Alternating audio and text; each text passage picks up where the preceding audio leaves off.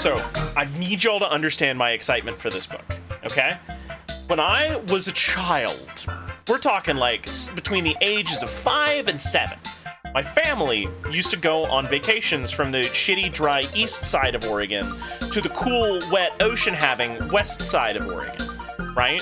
I lived in a little town not even a mile across. Super tiny.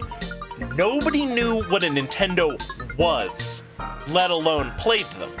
But my parents saw computers and they said, hey, these do math. Everybody hates math. My kids are going to need to know how to use computers. And that's how I became a big-ass nerd like I am, right? And that's why I'm here doing streaming on Twitch. Thanks, Mom and Dad.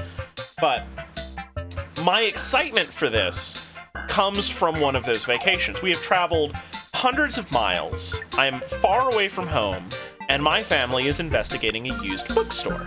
Because we're a poor family, and that's what we do on our vacations. We don't go eat fancy meals or, like, stay in fancy hotels. We stay in, you know, Captain John's Motel by the crab fishing docks, and it smells like dead fish all the time, but that's the one we can afford. And we go to the used bookstore, and me, a child who has no one except his older brother to talk to about video games, finds a book? A book! I find a book! It's about Nintendo? What? It's about Super Mario Brothers on Nintendo? I have to have this book. The book is a game! Shit! Right, I'm excited. This is how I got into, like, tabletop role-playing games, probably. I don't know. Exactly, mind blown! Just, wow! The other people know about this magic box that does entertainment in my home! My home that is at home. I don't have the Nintendo here. I'm supposed to be, I don't know, looking at fish and waves and being kind of cold and damp instead of dry and hot, right? It's a different place. But this book, it's got my favorites. It's got Super Mario. It's got Luigi. It's got Yoshims. So that's what we're doing tonight. We are going to let's play a book, which might be a first for Twitch. I don't know. I didn't look. So welcome to it, everybody. It's time. Kickstands up, everybody. Yeah, they know about the box in my home. Somebody else knows about it. I'm so excited. So, welcome to it. Welcome to it. Let's play a book.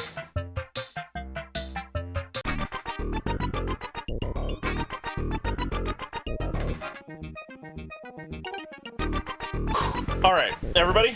I'm supposed to use page 121 to keep track of the things that I collect. I am going to just open up a notepad document right now.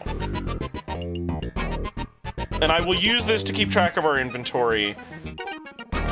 Wait a minute. Hang on. If I save this... One minute. File, save as... E-Drive, retro gaming books. By the way, I have 231 retro gaming books. We're gonna save this as... Mario inventory for books. .txt. I'm gonna add a text source really quick. Oh, wait, no. Yeah, text source. Mario inventory. Oh, hang on, I wanna see if I can make this work. Alright, so it's E-Drive, retro gaming books, Mario inventory for books.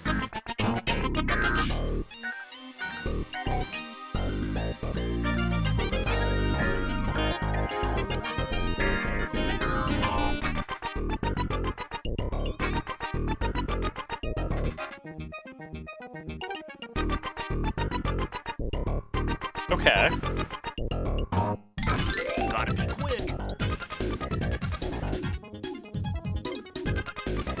Now, if I save it... Gang.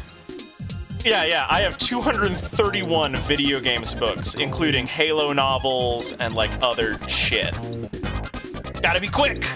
That's baked into the 2 minutes that you get.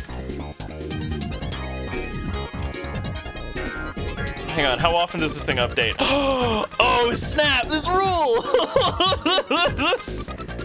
Hang on, let me get a little bit of drop shadow on it. Group selected items. Sorry, everybody. I didn't realize that I could do this until like exactly this second. That's why this seems like it's completely unplanned, because it is. Yes, I'm aware, everybody, that I could probably do... hang on, we gotta... Oh, I'll do that. Oh, Jesus. Whew. Sorry, I gotta lock everything so I can just click on this piece of text and offset it. Because of course I do.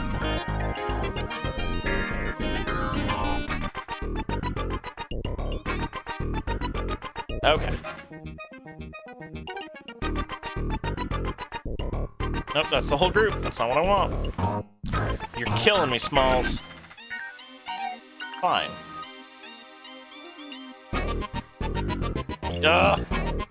OBS, why are you being like this, bud?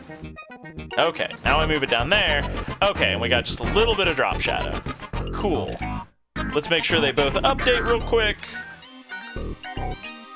Oh, they do! Okay. Yo, Dev, welcome! Hey, Dev, are you the same one who's been putting out video games for years? You quietly followed me like a while back, and I took a look at your profile, and I couldn't help but notice that you had a whole lot of cool shit in there. Also, thank you for that Prime sub. Remember, everybody, if you don't use your Prime subs, you're just giving Jeff Bezos $5. The least you can do is force him to split it with me. Yeah. I saw that. Hey, it's cool to see you poking your nose in here. Very neat. Hey, this is not... Look, you can't compare yourself to, like, big games, right? In the same way that most of us, like, small indie artists can't compare ourselves to people who do it for a living and can put 10,000 hours into a picture. Like, don't even start. It's bad for your mental health. But anyway, let's finally do this. All right, I got the inventory set up, the tracker, all that good stuff. Let's go. Bazang, clang, beep, beep, beep. It's the emergency alarm. Red warning lights begin to flash, one after another. Alarm bells ring throughout the Mario Brothers house. Oh, groans Mario, opening one eye. The bedroom he shares with his brother Luigi is almost pitch black, but their plunger-shaped alarm clock glows in the dark.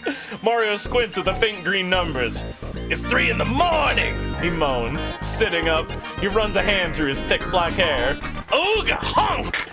Before Mario has a chance to get out of bed, the alarm goes off a second time. The lights automatically switch on, and a pillow on the end of a mechanical arm swings down from the ceiling. It knocks Mario out of the top bunk and onto the floor. All right, I'm up, he grumbles, scrambling into his bright red overalls, grabbing his hat and his waterproof plumbers wristwatch. He charges out of the bedroom and down the hall. God, remember wearing watches? He hurries past the supply room, the game room, and the kitchen, and heads in... Remember when we owned homes? Man, crazy. Anyway, and heads into the plumbing workshop to answer the emergency call. The place is a mess, as usual. A pair of socks hang among the racks and wrenches and spare copper tubing. On a table, buried under several stale bologna sandwiches, is a broken...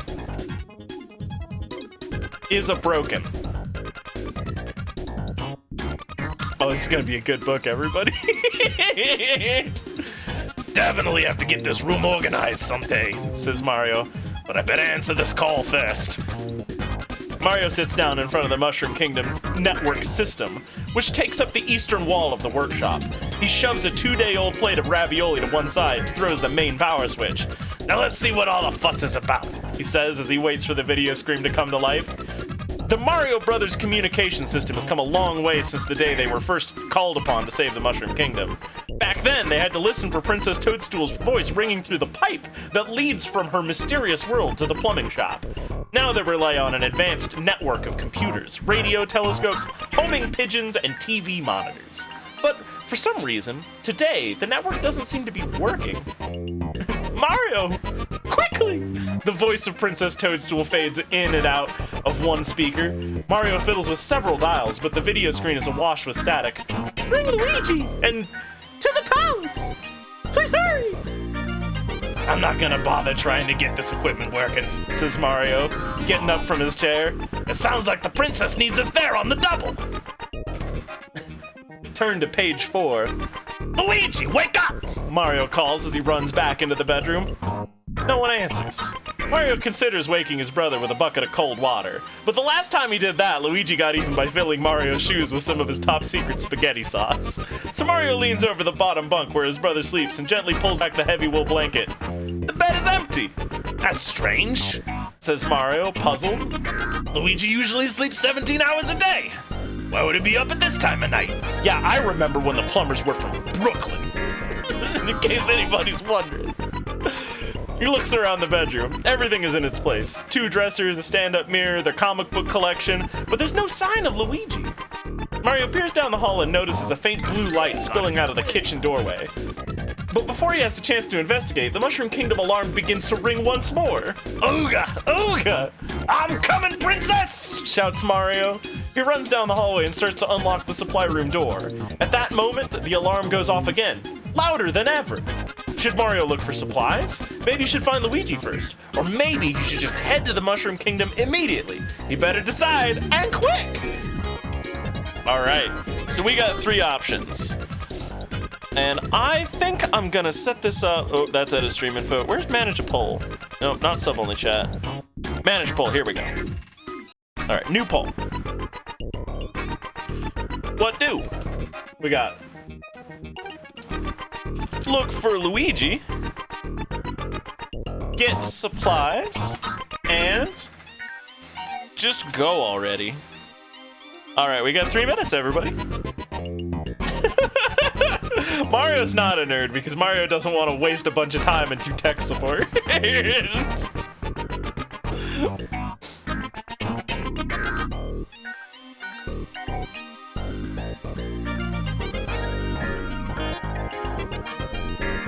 God, I want a Super Mario Gamer Watch now. I really do.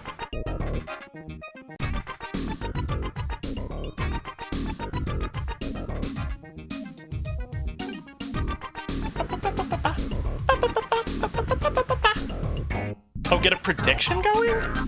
I don't really know how to. I don't think I've ever set one up. I'm gonna close poll management.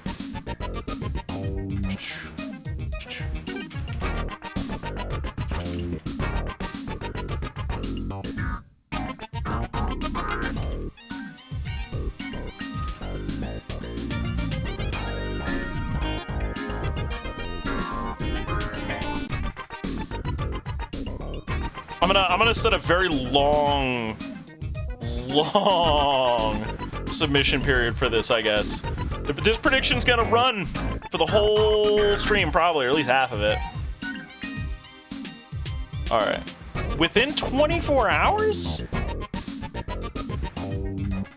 Isn't selected the predictions leading? All channel points will be returned. Oh, everybody's betting. I see.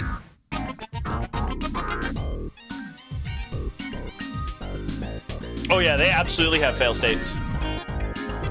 Sure, I'll try. I'll try one of these predictions. It's very long. Let's go back to the manage poll. Oh, viewing the results? Yeah.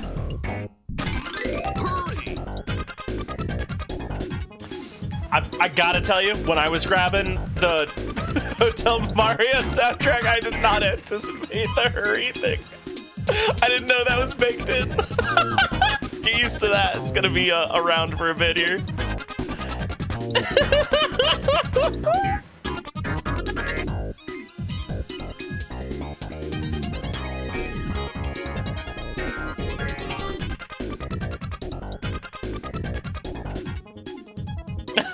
I have to go to bed in 15 minutes. Oh man. It's alright. I know that my crew's a very morning crew. Alright, it seems like we've got most of the votes in, so I'm just gonna end the poll. Look for Luigi. Alright. Also, we don't have any coins that I know of. So we're gonna go ahead and zero that back out. Alright. So we gotta go to page 100. Alright, give me a second, I gotta Oh, wait. Maybe I can just do it up here. Oh, neat. Oh.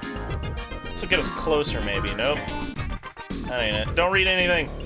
You can't look, chat. Don't look. Here we go. The first thing he should do is find Luigi. Mario decides if the trouble is serious, his brother's help could come in handy.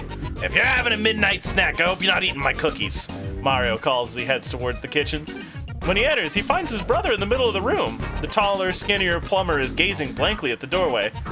What's up, little brother? Nothing, answers Luigi in an odd, soft voice. The television set by the sink is on, but nothing is playing, only a test pattern. Luigi is not cooking, or eating, or even watching the TV. He just stands there. Mario frowns. What are you doing? Waiting for you, Luigi mumbles. He walks to the kitchen, heading for the shop. Then he slowly turns and beckons to Mario. Now that you're here, there's something I'd like to show you, he says in a weird, flat voice.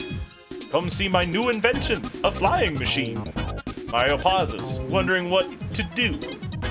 Solve this puzzle to help decide what Mario should do next. The box above Mario's head contains a secret message. If you can read it, it will give you a clue.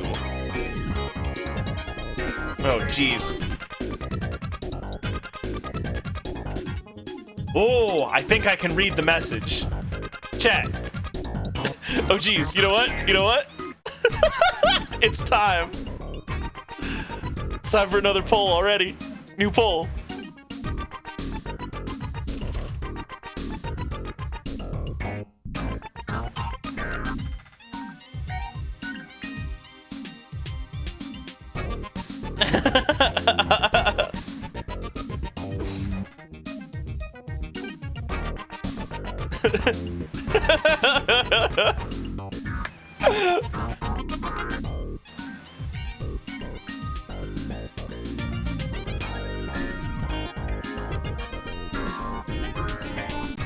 I feel like you can almost read it. I can read it. I definitely read it. I definitely know what it means. But I am beholden. I'm beholden to the chat. I only know what you know, chat. I'm not omniscient. I'm not DMing this bullshit. Also, if you're just joining, jump in on this. Luigi's kind of being weird. But you know, he is our brother. And I gotta get this wrist strap off. It's sweating to death in it. This room's like 10 bajillion degrees. Cracked window. All right, I'm gonna lower the poll time down in the future. We're gonna set it to 2 minutes instead of 3. My polls aren't usually gates to progress, as it were. It's fine, I'm sure he's fine. We should go see this neat invention.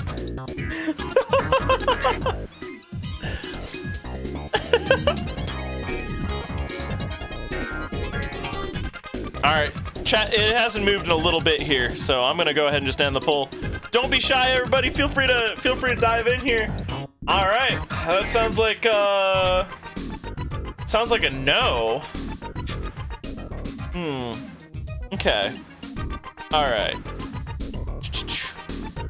Duration. I'm gonna set it to 1 minute.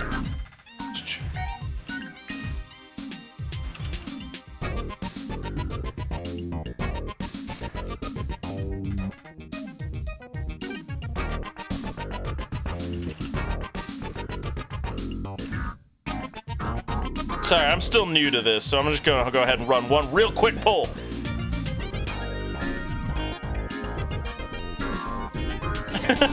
There we go. This is a more important poll. 60 seconds. Quick, snap decision. You gotta hurry. Oh, geez, it's neck and neck right now. Uh-oh. Uh-oh. Uh-oh.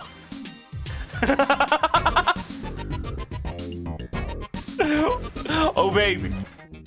Oh, baby, here we go.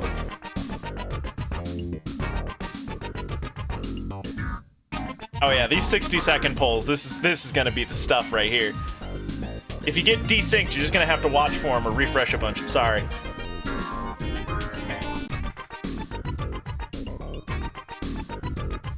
Oh, Jesus. All right, I guess we're going to page 71. Hurry!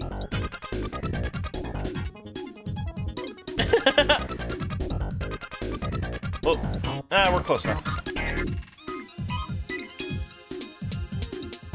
Luigi leads his brother through the kitchen and out the side door of the plumbing shop.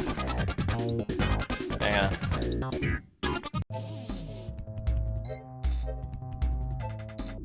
Try this on, please, he mumbles, handing Mario a shiny metal vest. I'll show you what it can do. A dozen metal cables are connected to the vest. They dangle from the sky above the dark alley. Mario looks up, but it's impossible to see where the cables come from. The whole thing seems a little strange to him, but then Luigi has always been a bit strange, Mario thinks. He sticks his arms into the vest and begins to fasten the buckles on its front. Then he stops short. Did Luigi say, please? That's something new. Or maybe it's just because he's tired. After all, he only got 12 hours of sleep today. Mario shrugs and continues to fasten the shiny metal garment. Luigi waits for his brother to finish, and then he turns slowly and pulls down on a lever sticking out of one of the strange machines. Goodbye, he says calmly. Instantly, the cables begin to snake up into the night sky, taking Mario along with them. Whoa! He shouts, but he can't do a thing about it. In seconds, Mario is several hundred feet above the ground. As he comes to a halt high in the air, Mario sees a dark, familiar object floating towards him. It's the Doom Ship, the evil Koopa family's flying battle boat. Its propellers hum busily, and its heavy iron cannons stand ready on the wooden prow. Mario struggles to break loose, but the cables hold him tightly. He can see an armored turtle in bright pink sunglasses standing on the poop deck as the Doom Ship approaches. He recognizes Roy Koopa, Bowser's son, and one of the rottenest reptiles in the Mushroom Kingdom. Drip ahoy! Calls Roy, and he reaches out and he scoops up Mario into a large net. Turn to page 85. Oh, we're not sunk yet, chat.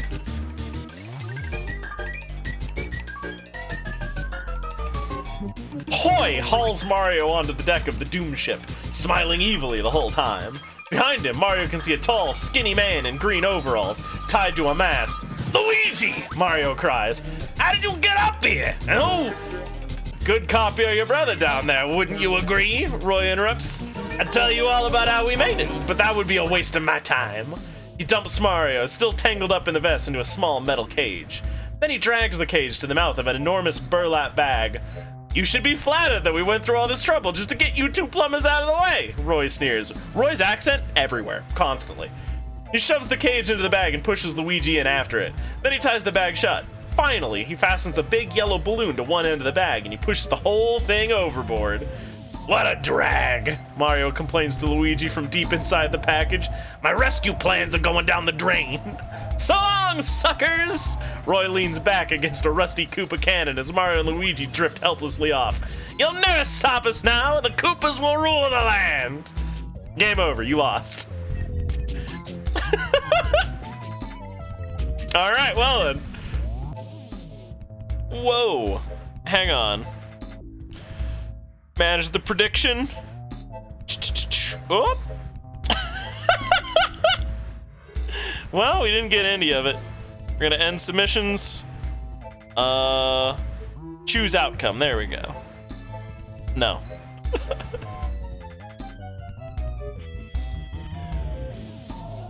All right. Congratulations. Y'all managed to get dunked on. But this is a book. So perhaps it's time to just begin at the start. All right, chat. I'm gonna ask you just in the vaguest sense. Do we want to save state back to finding Luigi, or do we want to go from the top? Actually, I guess that's kind of what the polls are for, huh?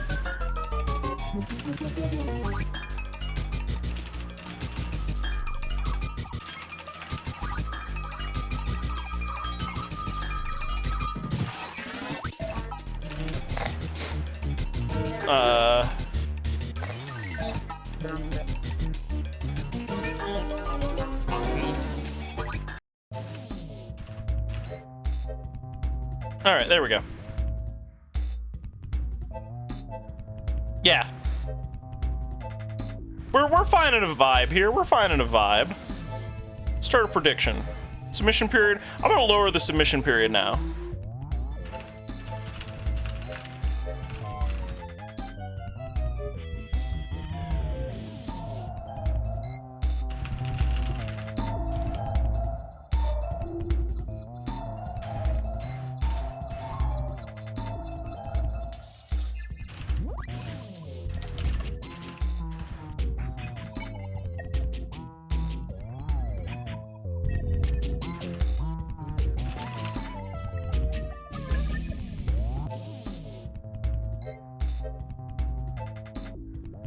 Yeah, I mean, I've never done a prediction before. This is new.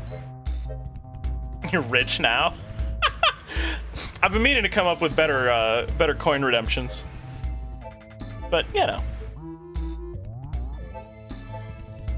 All right, we got our predictions up. We got things going. Let's check on this poll, huh? The results. Save state to Luigi. Okay, sounds good.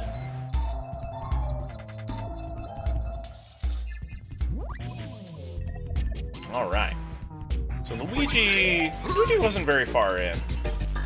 Actually, yeah, they were. They were page 100. Like, up here? Yeah. Okay. All right. Luigi's here. Luigi's being weird in front of us. We already know what happens if we go with him, so I'm going to make the executive decision and say that we are going to head to the Mushroom Kingdom on page 25. Oh, look at that. I almost nailed it. You go outside. I'll meet you there, Mario says, smiling. The other plumber nods and heads out the side door of the shop. When cows can fly, Mario adds as soon as he's alone. Either Luigi is acting stranger than usual or that's some kind of imposter. Imposter. He didn't make one dumb joke and he went all the way across the room without bouncing up and down like a goofball. Besides, Mario continues, we can't waste time working on an invention while the princess is in trouble. Something strange is going on and I'll bet it has to do with the weird way Luigi's acting. Mario runs to the supply room and grabs a super mushroom for the extra power in the emergency. Then he hurries back to the workshop. Oop, it's time. Notepad.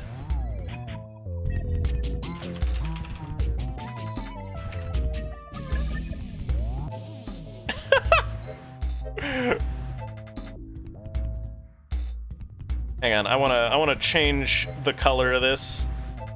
It's there we go. Now it's more legible. Cool. My brother's spaghetti. All right, page 68 now. Oh, that ain't it. Oh, that's close enough. Geronimo! Yells Mario. It's time to save the Mushroom Kingdom! He dives into the central pipe in the middle of the workshop and tumbles down into the darkness. You know, he mutters to himself, no matter how often I go to the Mushroom Kingdom, I still hate this part.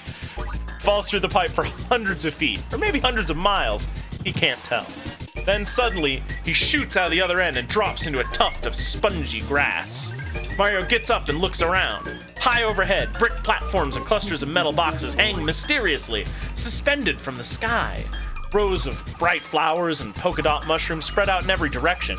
Once again, Mario is at the entrance to the Mushroom Kingdom, the magical land that he and Luigi have vowed to protect. Turn to page 102. Oh, jeez.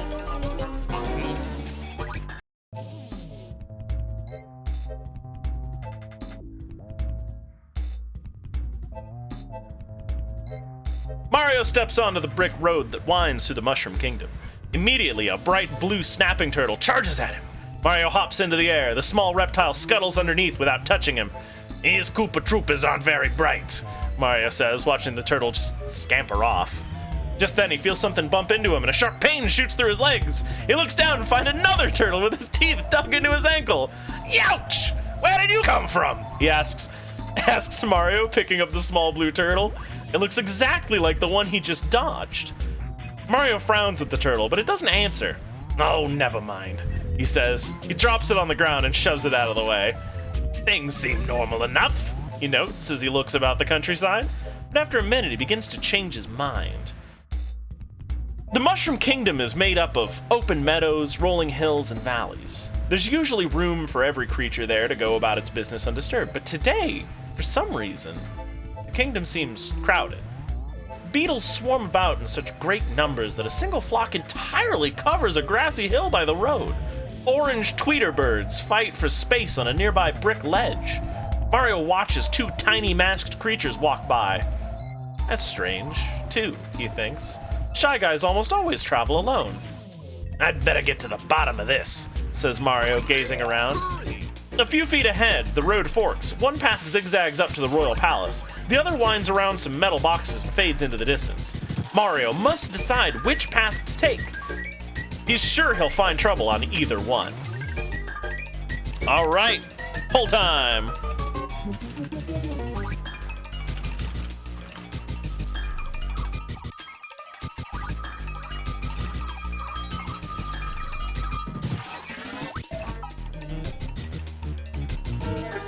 All right, I'm setting it to 2 minutes. I feel like that's the happy medium here. All right, everybody, get a vote. Where do we go? I thought there will be brawl. It's not Luigi. Correct.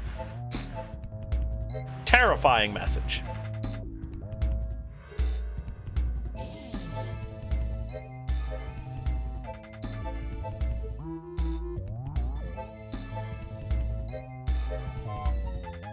Oh, this is a trip. I'm having a good time with this already.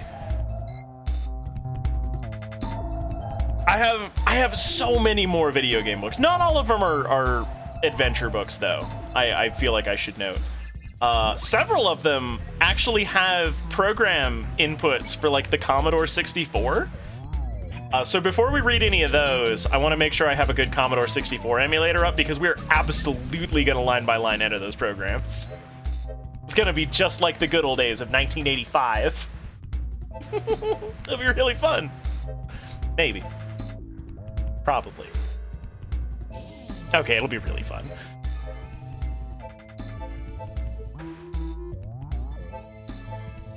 Alright, everybody, get them votes in. You know, I'm gonna take the next 60 seconds and I'm gonna get myself a refresh on water. Because doing this Mario voice is, definitely something that's gonna blow my voice out for tomorrow, I tell you that much right now.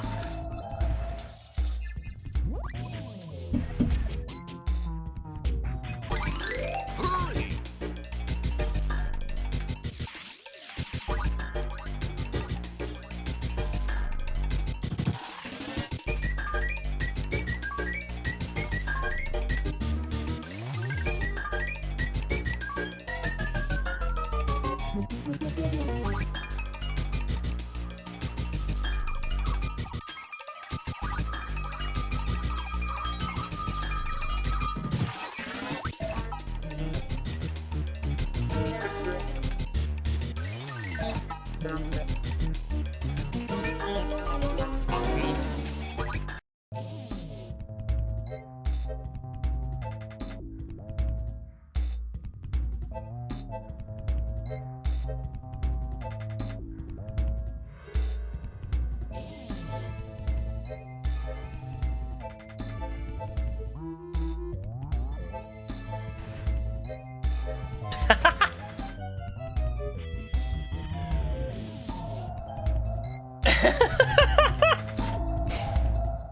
All right. Oh, we're going to the kingdom. I see. So we're going to page 26. Oh, that's way too early. Ooh, almost nailed it. Mario decides to check out the Mushroom Kingdom before heading to the palace. A quick peek is always a good idea, he says to himself as he bounces down the road. Mario thinks the Mushroom Kingdom is the most beautiful place he's ever seen. It's full of roaring waterfalls, brilliant rainbows, and clear, sparkling ponds. The weather is nearly always sunny and warm, and with all the pipe passageways, underground caverns, and hidden treasures, Mario keeps discovering there are endless opportunities for adventure. Of course, even beautiful places have their problems. When he travels to the Mushroom Kingdom, Mario's almost certain to run into some unfriendly creatures. Ooh, yeah. Yeah, I like this one. Tweeter birds always try to land on his head. Masked snippets often sting him with pointy little bullets. If he tries to have a picnic, giant hoopster bugs are almost certain to carry away half the food. But Mario is a professional creature dodger as well as a master plumber. Even though there seem to be twice as many pests as usual, he hops and skips over pairs of Shy Guys, Fry Guys, and Claw Grips with the grace of a fine ballet dancer. Or at least of a mediocre football player. Mario counts the creatures as he walks. Something is definitely wrong here, he says. I'm seeing everything twice! As he tries to figure out what direction the creatures are coming from, Mario notices two separate shapes approaching in the sky. One seems to be a flock of small creatures. The other is harder to see, but it looks like one huge, shadowy form.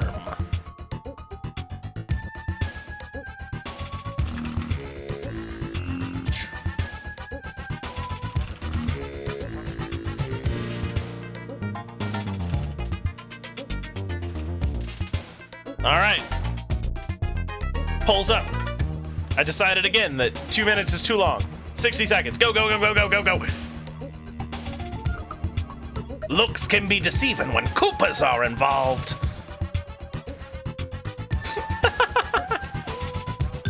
Hurry!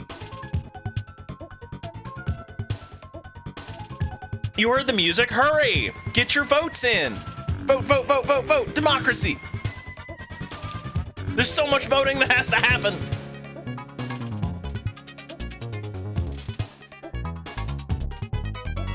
Shape. Shape or critters. Don't forget, you can always bolster your vote with points if you really want to put your hand on the tiller here. I know that y'all have effectively infinite points from how few redemption options I have considered putting in. I'm working on it. All right, we're gonna check out the small creatures, page 31. Hey, somebody put a bookmark here on page 27. We'll save state here. Actually, hang on. How do I make a redemption real quick? Can I do that like right now? I want to do it right now. Oh, viewer rewards. Yeah. Channel points. Manage rewards and challenges. Nicer. Yeah, it's fine. I don't want to use the smart thing. No, I don't need a request queue. Here we go. Add new customer reward.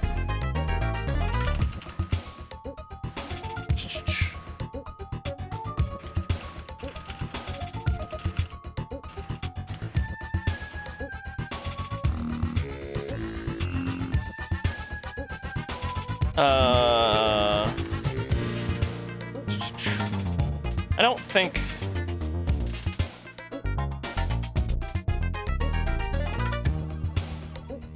Yeah, there we go.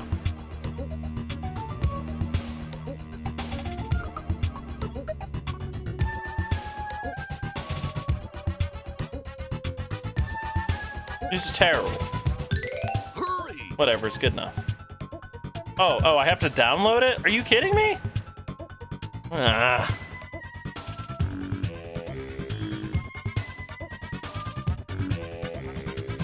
Alright, this will do for now.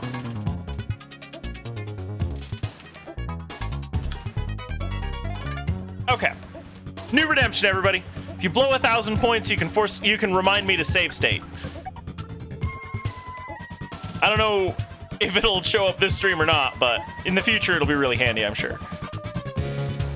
All right, back to the stream manager. All right, let's take a look at this. Small critters it is. We're going to page 31, which luckily is not very far away.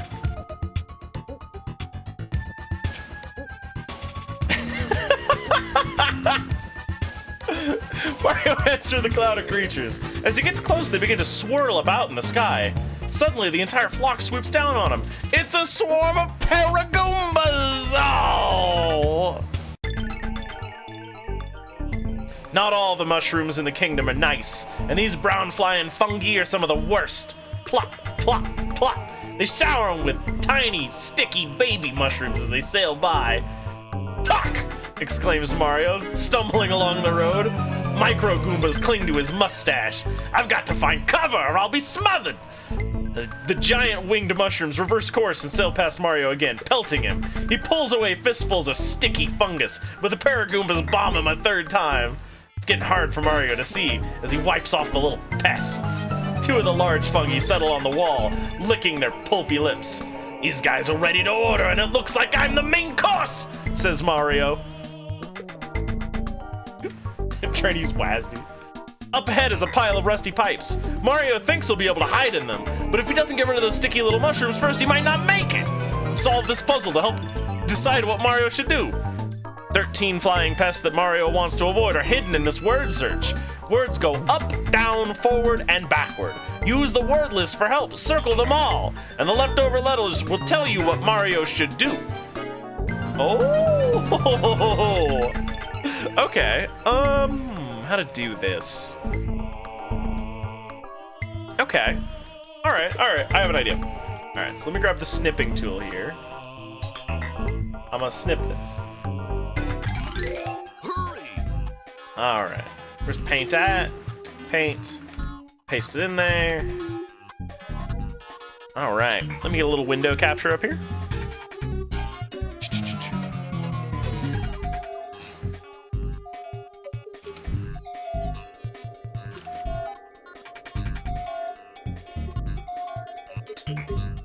All right, everybody, it's puzzle time. Puzzle time. It's puzzle time.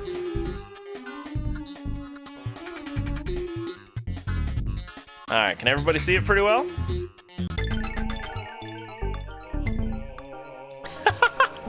Let's do the puzzle together.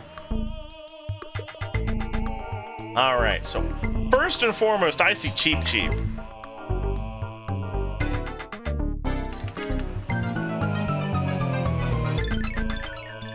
I'm just gonna do strikeouts.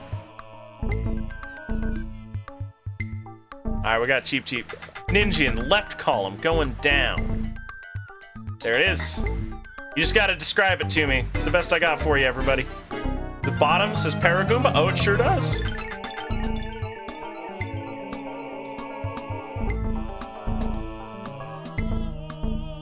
What is that? Oh, it's a pipe. This thing right here. It's a pipe going by.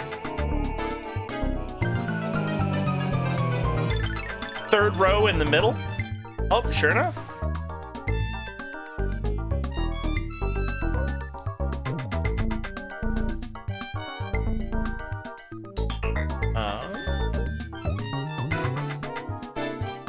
Oh, I see Parabeetle. It's also here on the bottom. Backwards. Yeah, I see it, told you. Thank you. We have Jeff Bezos 3 pages up. I think that says Bezo, thank you. Which is frankly, I'd rather encounter a Bezo. Boo. On the right of the second row. Oh, sure enough. Boo. Alright. What else we got? I think I'm starting to see some stuff. Hotfoot, second column on the right, starts at the top. So second column. Oh, sure enough. Hotfoot. We're figuring out what to do. It's the clue. It looks like they do in fact overlap, which means that my striking them out is very difficult. Let me thin out here. Just adding a little bit of difficulty. Oh, we just got Hotfoot. There's only a few left. We got Albatos, which I found right here.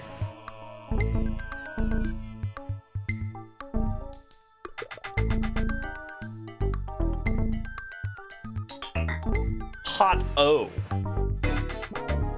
Swamp going backwards in the 7th row.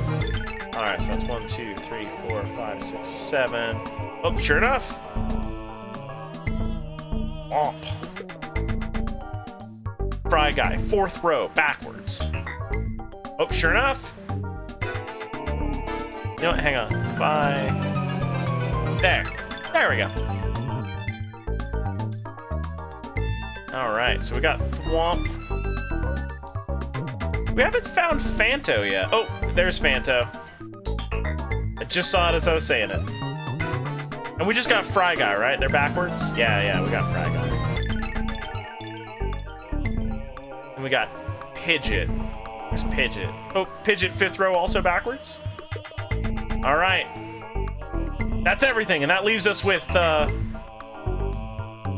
Run, Faux...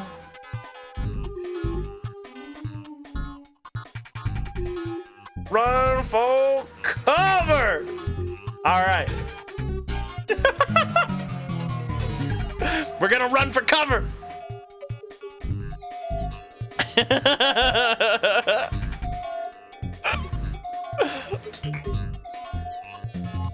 Alright.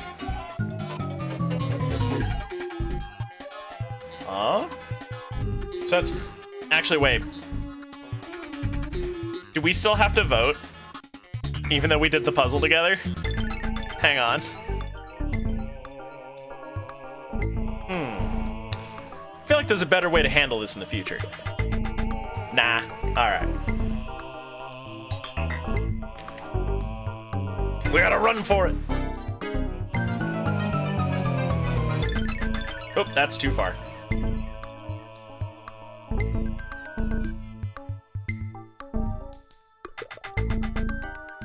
Ignoring the Micro Goombas, Mario makes a desperate dash to the cluster of tubing.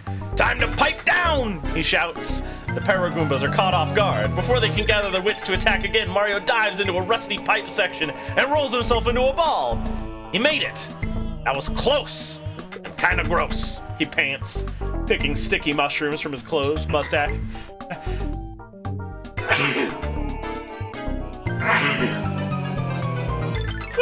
And eyelashes. The giant fungi circle the pipe for a while, waiting for Mario to come out, but Paragoombas get bored easily. Soon they give up and flap away. Mario stays hidden in the pipe until the last of the flying pests has disappeared. Sitting in the dark tube, he notices several loose coins scattered about. Oh good, he says, gathering them. Now I can buy Wooster that computerized feather dusties he's been asking for. Mario collects 16 coins! Oh boy. We're raking it in, everybody. Hurry! Also, thank you. Wait, as far as you can get before the battery. Oh my god! That's super cute! Oh man! Oh!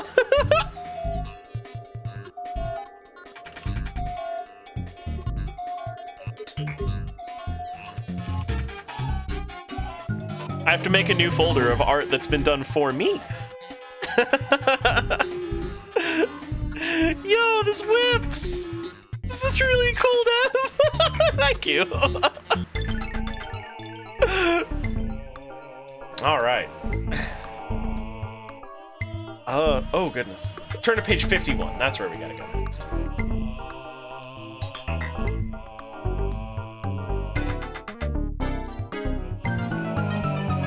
That's close enough. Mario walks toward the solitary giant shadow in the sky. As he gets closer to the floating object, its features become frightfully clear. It's the Doom Ship, the Koopa family's floating battleship and #1 secret weapon. It looks very much like an ancient sailing ship, except it's covered with propellers, bubbling slime spouters, and deadly flame-throwing Koopa cannons. The evil craft is hovering above a bed of snapping black muncher plants.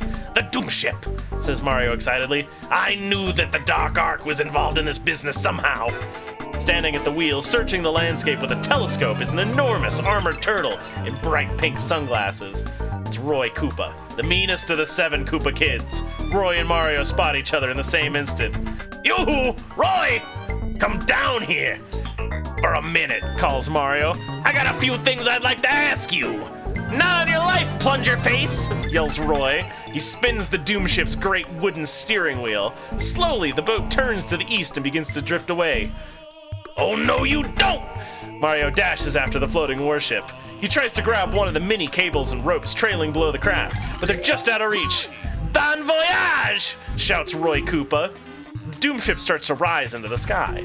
There's plenty more to see in the Mushroom Kingdom, but if Mario is going to try to board the boat, the time is now! Ooh, it's pole time, everybody.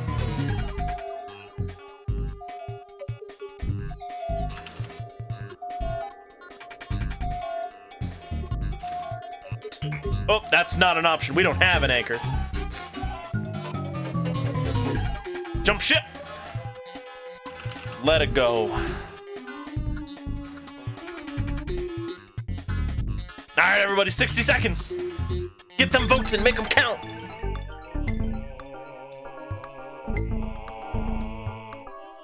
Yo, I love, like, loose impressionist sort of paintings. I do the same thing, Sissel. I drop tons of these on, like, Author Blues and Tie Tuesday and Smite and company. Well, when my wrists are healthy. I'm trying very hard not to, like, aggravate an injury right now, so my output is very limited. Like, honestly, we don't normally do all that many video game streams. It's just been a really weird couple of months for me. Normally, like, you go to my Discord and I've got like 5 drawings that I've cracked out over the course of the day. But now it's like 1. Trust me, it hurts my feelings.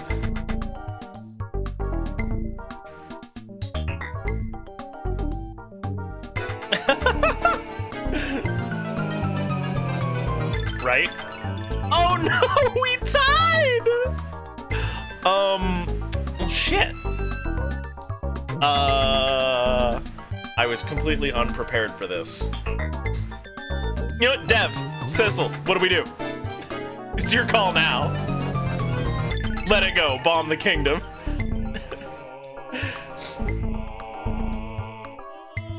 Oh, you gotta redeem a save state now. I made that a redeemable. That costs money now. Hurry! All right, we're gonna let it go. Page 58, which luckily is not very far away. Mario tramps on through the Mushroom Kingdom, deep in thought, hopping over pairs of monsters that come at him from every direction. Suddenly, he looks up and sees a tangle of snapping, snarling, leafy green monsters ahead. He's at the edge of an enormous field of piranha plants. Help! Cries a squeaky voice from somewhere deep within the piranha patch. Toad, is that you? Calls Mario. A small white head bobs up and down in the very center of the field. It's Toad, the Royal Mushroom Retainer. How did you get here? Mario asks. There are 2 of almost everyone in the kingdom, including the king, Toad says. I went to find a magnifying glass, but on my way back I got trapped in this field. A turtle with a mustache and glasses told me it was a shortcut. A turtle is probably one of the Koopa kids in disguise, but Mario has no time to worry about that right now. Hang on, little buddy, he calls, and he charges into the thicket of vicious plants.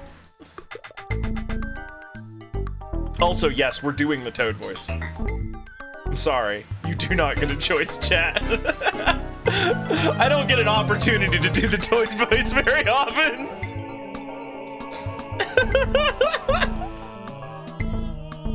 Unhand my pal, you dirty weeds! Mario shouts. He pushes his way through the growling green monsters. One huge piranha plant turns to face him. It runs a fleshy pink tongue across its lips and twists its green mouth into a horrible grin. Mario picks up a baseball-sized rock and hurls it at the plant. Batter up, he calls. Quickly, the creature picks up a large stick with its mouth and uses it to bat the stone away. Mario looks around. Oh no! Nearly all the piranha plants have picked up sticks and they're swinging them at him! Uh-oh. I shouldn't have given them ideas. The mean green sluggers block his path in every direction. Mario needs an exit, and fast! Play this game to see what happens next. Start in the center of this drawing and move 2 spaces in any direction to land on a box. Each time you land on a new space, read the number there and move that many spaces in the direction the arrow points. Keep moving until you land on a drawing of Mario or a piranha plant. When that happens, the game is over. Look at the bottom of this page to find out where you should turn next. Shit. How do we do this? Yeah, it's the Zumbinis puzzle. Yeah, but how do we let's play this? How do we tell you what? I am going to post on my Discord a screenshot of it. And everybody who's in my Discord can very quickly draw on it. And you have to post it back in chat, and I will open them in order. Okay? Draw to completion, and we'll follow whatever you land on. I'm gonna post it in Yi chat.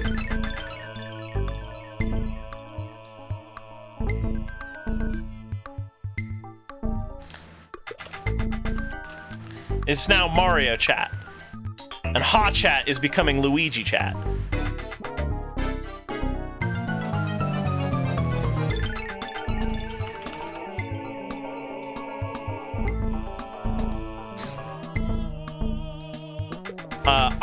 I will tell you all that the way that you count is when you move to a new tile, that's 1.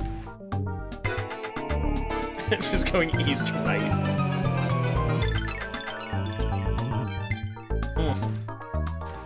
Nope.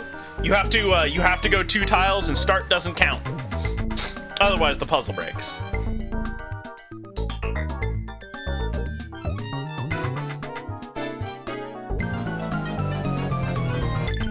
Alright, I'm just waiting for the first person to post a completed drawing.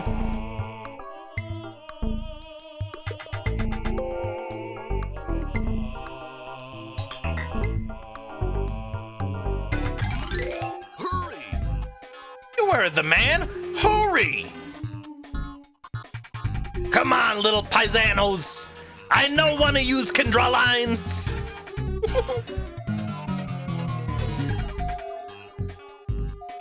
Also, if you're not on my Discord, here's a copy of it. Just take it into Paint or something. Get some lines on there. Get some lines on there.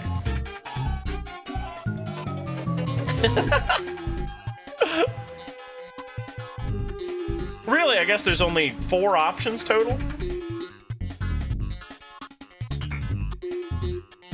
Wait, can we go diagonally?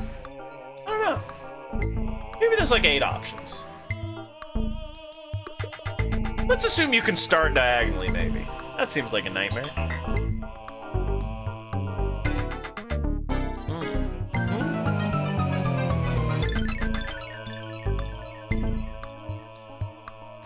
Ba ba ba ba ba ba.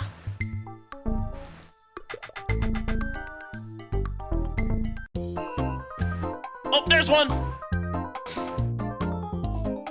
Okay. All right, so it looks like you started to the right, so 2 to the right, 1 to the right, 6 to the left, 3 to the up, 5 to the down, 1 to the right?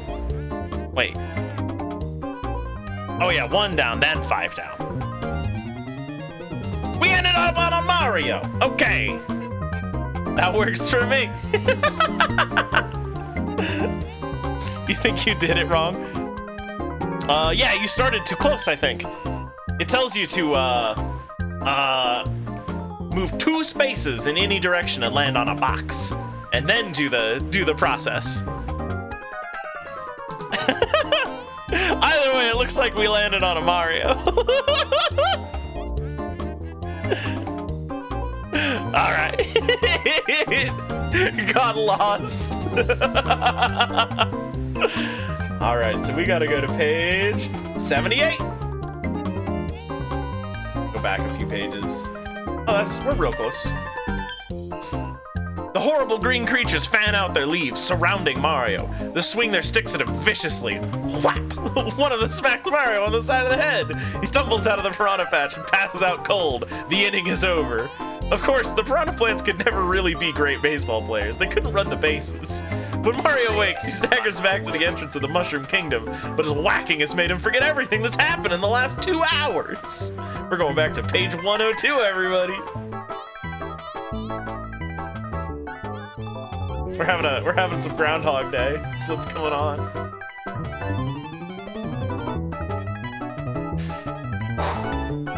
Mario steps onto the brick road that winds through the Mushroom Kingdom. Immediately, a bright blue snapping turtle charges at him. Mario hops in the air, and the small reptile scuttles underneath without touching him.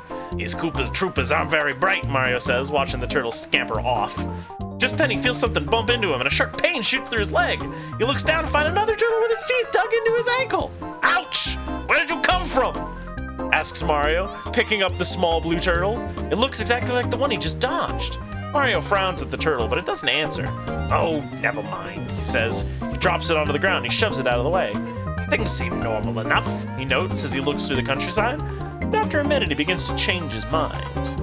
The Mushroom Kingdom is made up of open meadows, rolling hills, and valleys. There's usually room for every creature there to go about its business undisturbed, but today, for some reason, the kingdom seems crowded.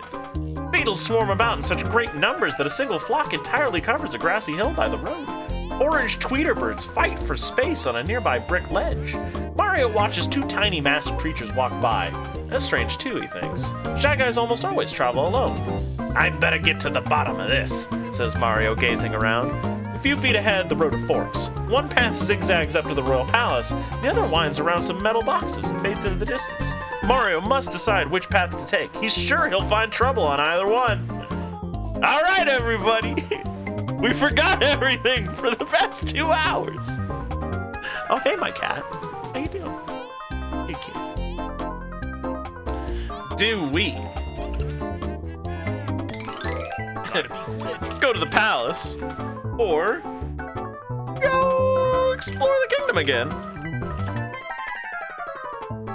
All right, there's a poll. 60 seconds. Get on it. You heard the music. Let's go. I'm in character and forgot which of these we actually did before. Me too. That's not true. I'm just your narrator. Look, you gotta remember, Super Mario's from Brooklyn. He can't afford a doctor. What's wrong with you? Why do you think he keeps eating all this pasta? You think a doctor told him, yeah, lasagna, spaghetti, every day, lots of carbs? No.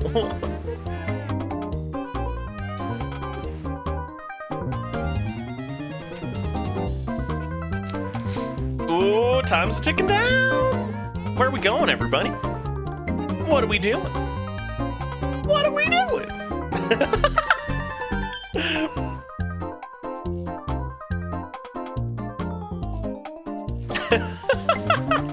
We're going to the palace, everybody. Let's go.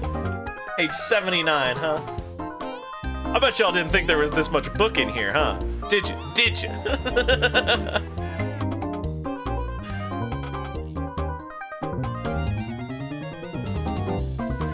Mario decides he better talk to the princess before doing anything else, so he scampers up the path that leads to the palace. Along the way and on into the distance in every direction, the landscape is dotted with strange yet familiar structures. Stone staircases climb 10 feet into the air and stop. Brick ledges hang in the sky, though nothing seems to be holding them up. Metal boxes are scattered all over the blue-green hills. Mario hops onto a stack of red and blue cubes and snatches 2 shiny coins that are just hanging above him. These might come in handy later, he says. I hear the princess just installed a new gumball machine at the palace. Then he continues on his way. It usually takes Mario about 30 seconds to dash up the road to the palace. Today, though, it takes him almost 10 minutes. Too many creatures get in his way.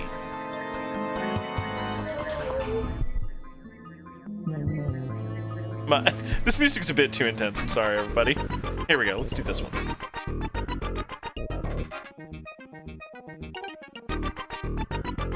Let's see. He bounds up to the grand marble staircase to the palace's front gate. One of the 2 royal doormen is standing guard. Hello, Brock, Mario calls as he passes. The muscular mushroom salutes, touching his furry white helmet. Mario goes inside. As he walks down the main hall, he senses that all is not as it should be. Paintings are missing from the walls, and there are muddy footprints all over the royal carpets. Booster, the king's finicky assistant, would never allow the place to become such a mess. Something must be really wrong! Mario stops to inspect a pile of broken flower pots. Just then, the other royal doorman walks by. Hi, Jerkins, says Mario. Why is there a parentheses right there? Who edited this? I'm Brock. I'm sorry. I'm Brock, the doorman answers. Huh, mutters Mario. I thought I just saw Brock. Maybe I was wrong. Mario hurries to the throne room. Along the way, he thinks he sees the same doorman a 3rd time. Now he's confused. Maybe Princess Toadstool can clear up this mystery.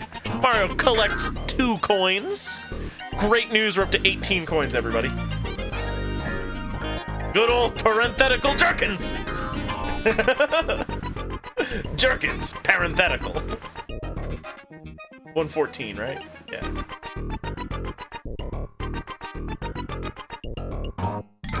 Gotta be quick. Thank goodness you're here! Cries Princess Toadstool the moment Mario opens the royal double doors. She's dressed in a long pink evening gown and matching earrings. She's as beautiful as ever, Mario thinks, but her fingernails are bitten all the way to the quick. She looks really stressed out. I was afraid you didn't get my message, she says, fingering her gold and emerald necklace. Mario gazes around the throne room. The place is a madhouse. There are two of almost everyone in the hall. Everyone is yelling at his or her double. Even one of the royal pool cleaners is out looking in the mirror and yelling at a reflection. I guess she got confused, Princess Toadstool says. Looks like you got a major disaster on your hands, Princess, says Mario. But what happened? It all started 2 days ago when the mailman showed up with bunches of flowers for everyone, explains Princess Toadstool. Everyone took the flowers to them room, but Wooster dropped his, Toad's, and mine when I asked him to put them in the windowsill. Then the next morning when Wooster watered the king's flowers, they started crackling and shooting sparks. All the bouquets had strange-looking tiny video cameras hidden in them. The princess's heels click on the throne room's marble floors as she paces anxiously. As soon as we figured that out, we threw all the flowers away, but it was too late. Doubles of almost everyone began to appear. Since then, things have been getting more and more confusing. No one can remember whom they've spoken to. The royal refrigerator is empty from feeding all the extras, and swarms of monsters are overrunning the kingdom. Mario arches his bushy black eyebrow. I smell a big, fat Koopa rat, he says. That's not the worst part, warns the princess, adjusting her tiny crown. Turn to page 53. Gotta be like here? Huh? Nope, way too far back. No, that'll do. Now we have two contenders for the throne! Princess Toadstool leads Mario up to the front of the room where the two identical kings are taking turns pushing each other off the big gold throne. Each is wearing a purple robe and an onion-shaped crown. Wooster, the royal mushroom assistant, is there too, wringing his hands. His usually spotless apron is covered with dirt. He looks as if he hasn't slept for days. You've got to help us, Mario, wails the tall mushroom. I've been so busy trying to clean up after two kings I haven't had time to wind the royal cuckoo clocks. Frankly, your highness, Mario whispers to the princess, it could be worse. I've never seen the king actually do anything anyway.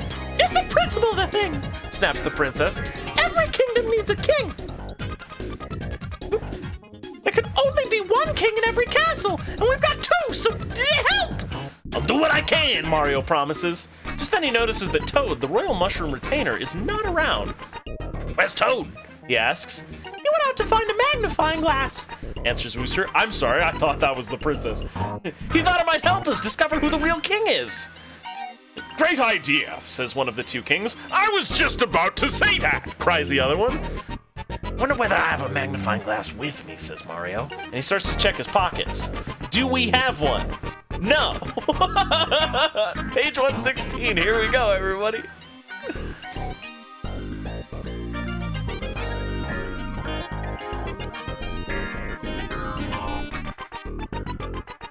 Yeah, that's good enough. I'm just trying to get into the area with the scrobbling. Mario's plumber pockets are chock full of useful stuff, but no magnifying glass. Time to look for Toad, Mario declares, promising the princess he'll be back as soon as possible.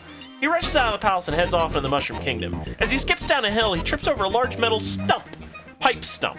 What's this? He says, peering into the circular opening.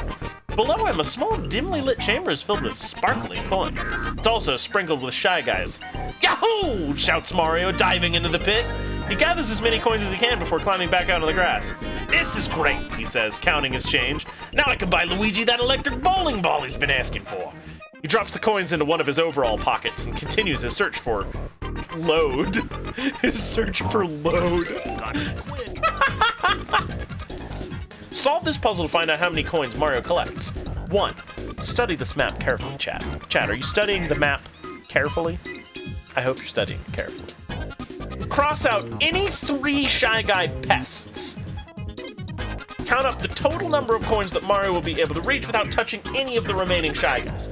Mario may follow more than one path to collect coins, but don't count any coin more than one time. Okay, everybody. I'm gonna include the rules this time. Okay.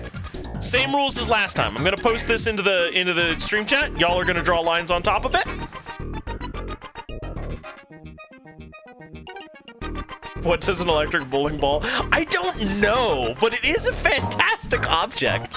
I'm very into the idea of the electric bowling ball. I want to think that it vibrates and nothing else. Or maybe it lights up. Oh, is Luigi a gamer? Does he need RGB LEDs in his bowling ball?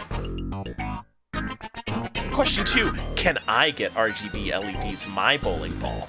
Because I want that now. That's a product that I desire. Please gimme.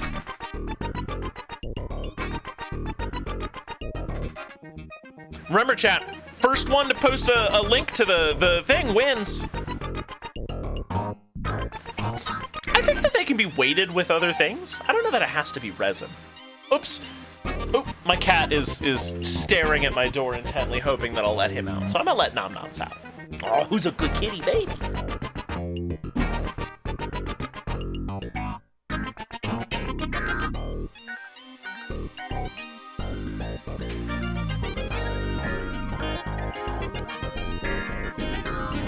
Oh, all right, Dev.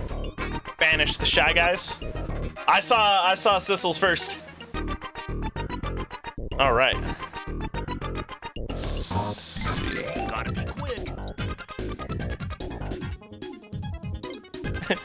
Dev, you reposted the thing.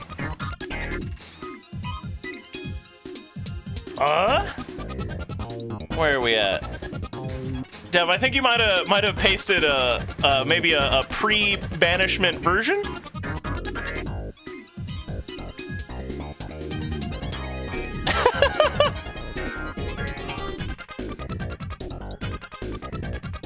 I feel like maybe we don't fully understand this one.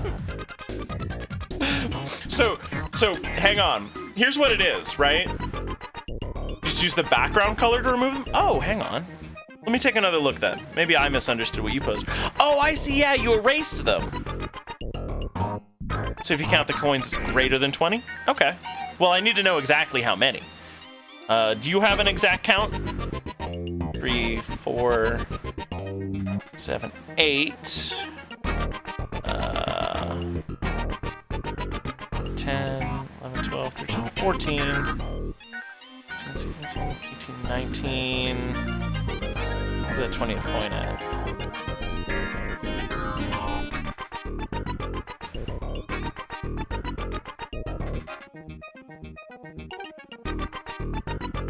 I've got 19.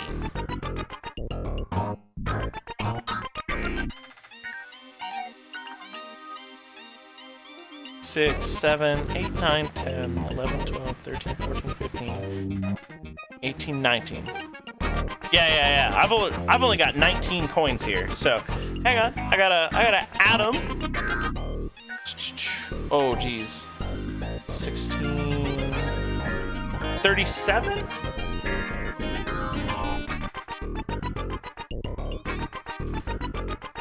Just in case we get doomed, I'm gonna go ahead and save our old number also. There we go. Counted one branch twice. Oh, nuts. Gotta be quick. All right. Fewer than 20, go to page 21. All right.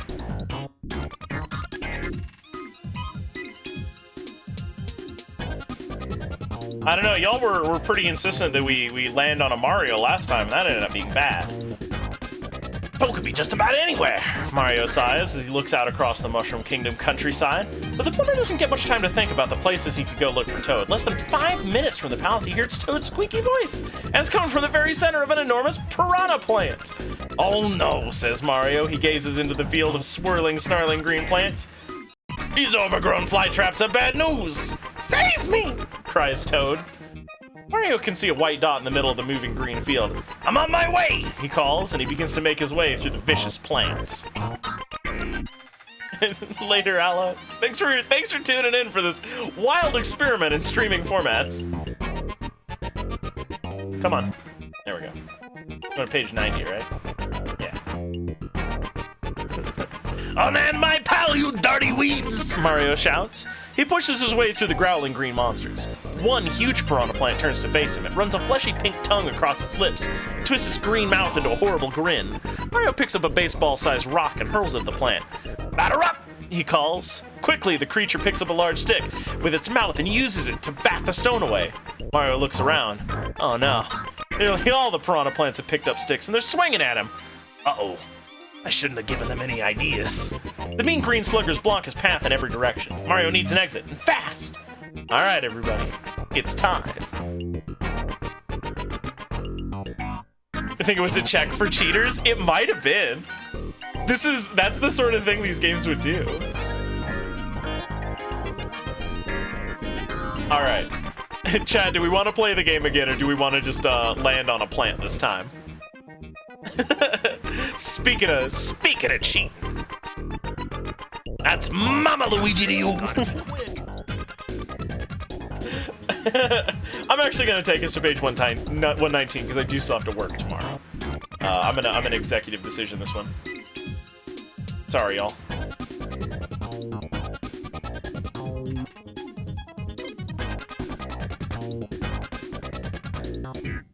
A weedy-looking piranha plant swings its bat. Mario jumps straight up into the air. Strike one, he yells. But the play is better than a strike. Instead of hitting the plumber, the bat squelches into the pulpy flesh of another plant. The injured plant howls and swings back. Skabloop. Its bat smashes into a third one. The piranha plant soon becomes a field of furious green sluggers. The monster plants forget all about Mario as they bash each other. Psst, Toad, come on, whispers Mario. Toad crawls out from his hiding place. He and Mario tiptoe out of the patch unnoticed.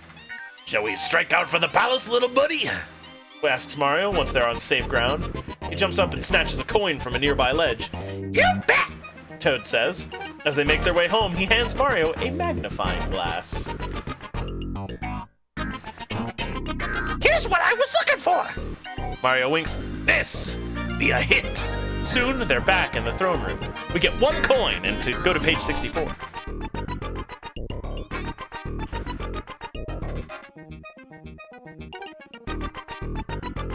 Alright. We didn't die! So because of us losing our memory, Toad is here for 2 more hours. Oh, jeez. Hey, check it out. This is the page 121. It's supposed to be the inventory list.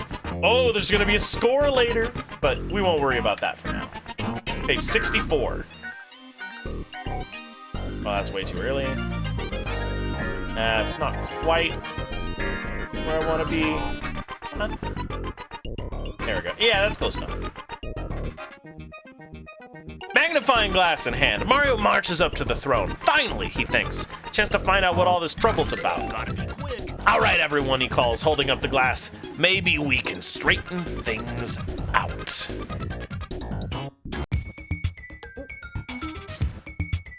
Wooster, the royal assistant, nudges one of the kings toward the plumber. Mario holds the glass in front of the royal nose. He says as he studies the king. What is it? What do you see? Asks Wooster impatiently. I see a nose, announces Mario. Takes off his cap and scratches his head. Both kings shrug their kingly shoulders. Right, says Princess Toadstool. Any more brilliant deductions, Mr. Detective? Don't rush me, answers Mario. Let me take a look at His Majesty number 2. Wooster leads the second king to Mario, who holds the glass up to the second regal nose. But when Mario sees it magnified, it doesn't look like a king's nose at all. It looks more like a sand dune. In fact, up close, no part of this monarch looks like a king. He's made entirely of sand. Aha! Here's your imposter, Mario says. Take him away. I told you I'm me, says the real king. I told you I'm me, shouts the imposter as the royal mushroom guards haul him away. No one says anything as he's dragged from the room. The doors slam behind him. The real king gazes after his double sadly. Don't worry, says Wooster. We have a special home for people who try to impersonate the royal family. He'll have fun. He runs one finger along an arm of the king's throne and inspects the dust buildup. Of course, it isn't very tidy here, he adds. Gotta be quick. So what should we do now? Asks Princess Toadstool. We can't possibly check every set of twins in the kingdom. New ones are showing up every minute. No, we gotta get to the root of this problem. Mario agrees, dropping the magnifying glass into his overalls pocket. The imposter was made of sand, right? Right, answers the princess. And where are there tons and tons of sand? Asks Mario. The Koopahari Desert, answers Wooster, shuddering. Frightfully dusty place. And what else is in the Koopahari Desert? Continues Mario. Fort Koopa, everyone shouts. I'm on my way. Mario declares. He bounces down the hall. I'll have this double trouble taken care of in no time at all. Hooray! The king shouts. Make it snappy, asks the princess. And please don't track sand in the palace when you come back, Wooster begs. Solve this puzzle to find out what could be waiting for Mario in the Koopahari Desert. Study the grid and then look at the list at the top of the next page. For each entry on the list, match the numbers on the side with the letters along the top. The letters in leftover boxes will spell out something Mario will find in the Koopahari Desert. Oh. Numbers on the side. Oh, it's Picross. I see. Okay.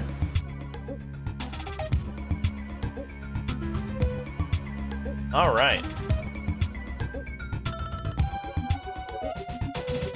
So there's not like a choice here. So what I'm gonna do is I'm gonna drop this in the chat for everybody. And you can do this at your leisure, and I won't know. It's up to you, chat. You're running the adventure now. As soon as Mario crosses into the Koopahari Desert, the red brick road ends abruptly. So do the grassy hills, the brooks, and everything else in the Mushroom Kingdom that's lush and colorful. An endless expanse of yellow sand stretches out before Mario. Dunes, crags, and rocky outcroppings dot the landscape. The only plants are a few withered cacti.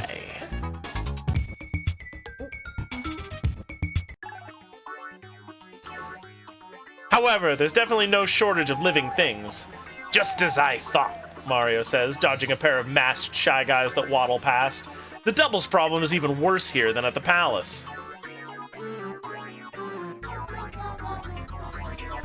Enemies are everywhere, in sets of 2, 4, and even 8.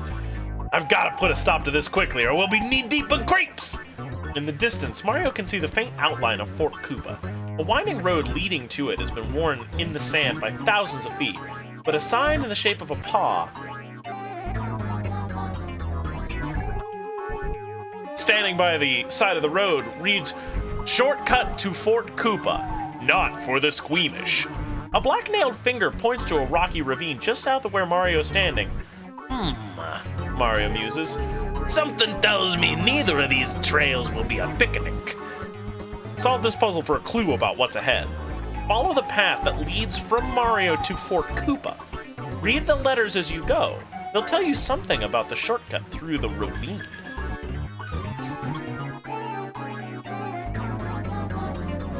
Why is a row number missing? I don't know.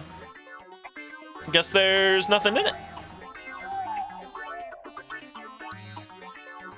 All right. Did anybody solve the last puzzle? Because I sure didn't. All right.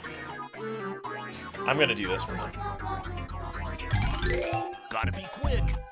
Oh, shit. All right. I always do these backwards. All right. 2 different monsters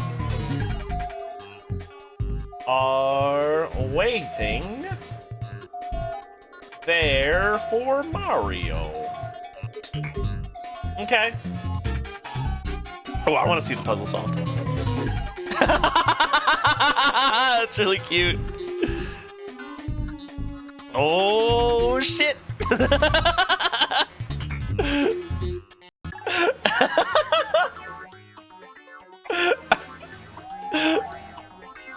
Hang on, I have to tweet that.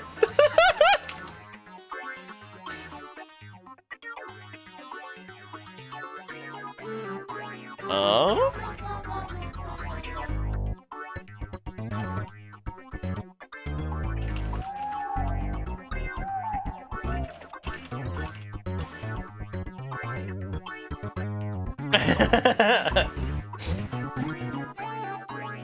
Wait, go to the intersection and go down? Okay. Two different... Stop, you fool!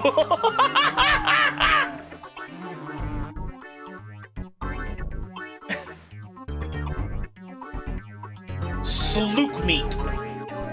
Team cool. Hang on, hang on. Are there different ones?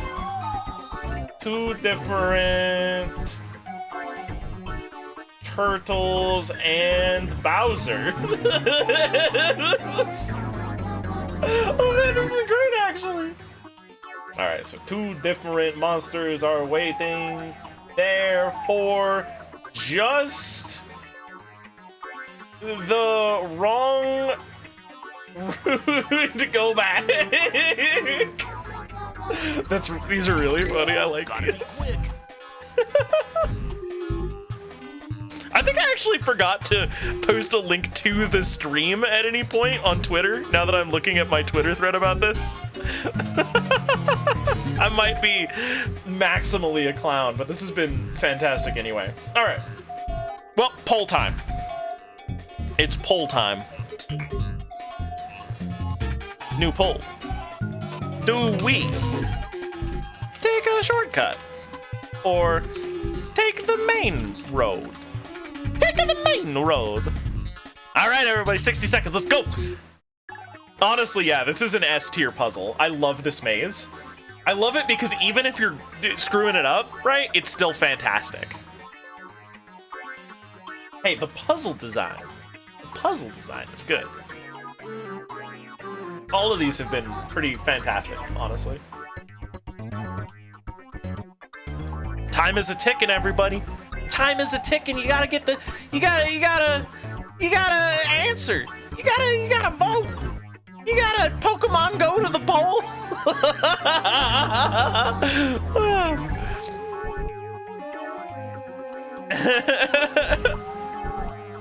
For sure, I love them jokes. I like the just the wrong path, go back. That one is shockingly comprehensive. Oh, we're divided on which one we take. Main road won out though. All right, we're going to page 81. Mario realizes that in the Kupahari Desert, shortcuts aren't always a good idea. Sighing, he sets out along the main road. After several hours of stomping dry bones, avoiding fire snakes, and sweating, he spots a sign by the road that reads, Fort Koopa, 2,000 feet or 10,000 toes ahead. It's about time, says Mario, trudging wearily along the sandy highway. My feet are killing me. Gotta be quick. Ahead, the dark towers of Fort Koopa blot out the late afternoon sun. Mario kneels to tighten his shoelace. As he does, he notices a tiny pebble on the road quivering like a Mexican jumping bean. Then, larger stones begin to move. Soon, the whole ground around the plumber is shaking. I got a feeling this isn't a happy little earthquake, says Mario. He gazes down the road. Marching toward him are two enormous, armored turtles. The Boomerang Brothers, he grumbles. These guys always throw me some curves. The last time Mario tangled with the Boomerang Brothers, he broke a tooth and ripped his best pair of red overalls. And that time, Luigi was there to help him. What's that? Grumbles one of the giant turtles, pointing to Mario. An insect? Says the other one. It could be a piece of sausage that fell off someone's pizza. Looks tasty. Mario has no time to battle it out with the giant shellheads. He doubts he'd win if he did. This calls for strategy, not strength. So he waits until the massive creatures get dangerously close. Then he dashes between them and runs toward Fort Koopa. Come back here, they howl in unison. We're hungry. Both turtles reach into giant holsters hanging at their sides and pull out handfuls of boomerangs. A cloud of deadly whirling objects screams after the plumber. If Mario can't dodge the weapons, he's through. Solve this puzzle to find out what happens next. Choose any two of the giant turtles in this drawing and follow the boomerang path from each of them to Mario. Add up the total number of boomerangs you encounter on the two trails. Add 10 to your total if Mario has the extra power of the Super Mushroom to help him dodge the weapons. Yo, we get a plus 10 on this one. All right, everybody.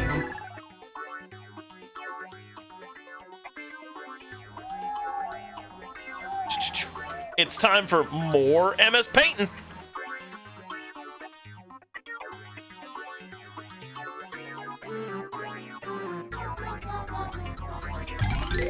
Gotta be quick. I'm not gonna set up a poll for this one. Same deal. First come, first serve.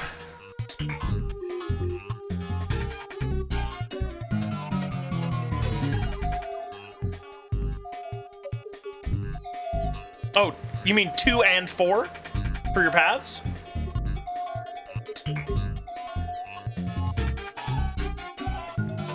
I don't know, Trucy.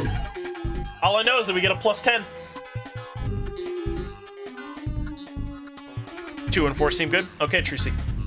Trucy, sis, I got it. So we got 1, 2, 3, 4, 5, 6, 7, 8, 9, 10,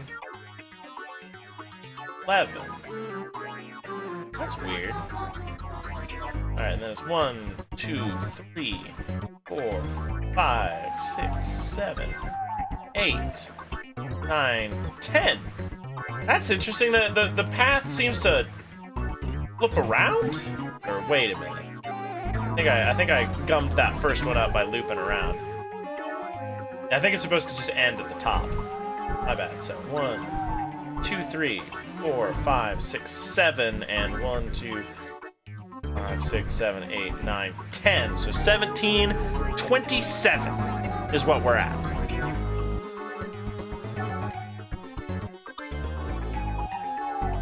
Total of 18 to 27, turn to page 29. Okay. Score of 28 or higher than 56. Alright. Go to page 29, it says.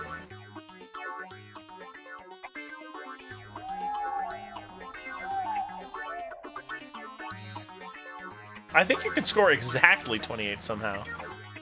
I don't know. Maybe I did it wrong. I don't know. What page do I need to go to?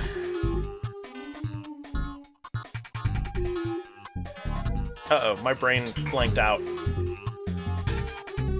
Was it page? Got 27? Okay.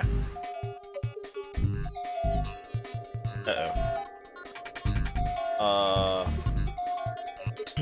What page did we need to go to? I have absolutely lost my brain here. Hang on. It was like way up in here, wasn't it? Where we just were.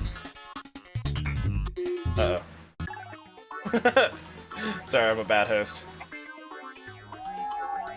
I'm just looking for the same thing again.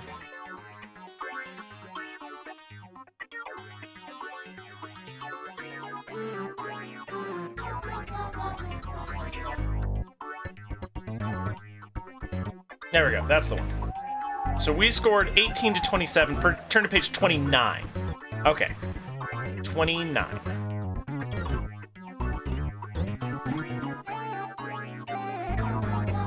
Swish, swish! The cloud of boomerang sails over Mario's head. They miss, denting his cap, not to mention his skull by the narrowest of margins. When he sees the deadly swarm begin to turn around, the plumber hits the dirt until the boomerangs whoosh past him once more. Then he gets up and makes a frantic dash away from the giant turtles. As powerful, terrible, and truly awful as they are, the Boomerang Brothers aren't very fast. Soon they're choking on Mario's dust. I'll deal with those two goons later. Mario pants, tearing down the road to Fort Koopa. Maybe in another adventure. When he reaches the massive stone fortress, Mario peeps through the castle's dingy windows. He can see lights on in almost every room. There's no sign of life. Quietly, he walks inside and begins to explore the filthy rooms. Now it's time for this one. Just when he's decided the castle's turtle-free, he rounds a corner and runs smack into a large, leathery leg. Hello, lunch, croaks a deep voice. Mario looks up silently. Bad news. He's standing at the feet of none other than Bowser, King of the Koopa Turtles. Page 12 of it is.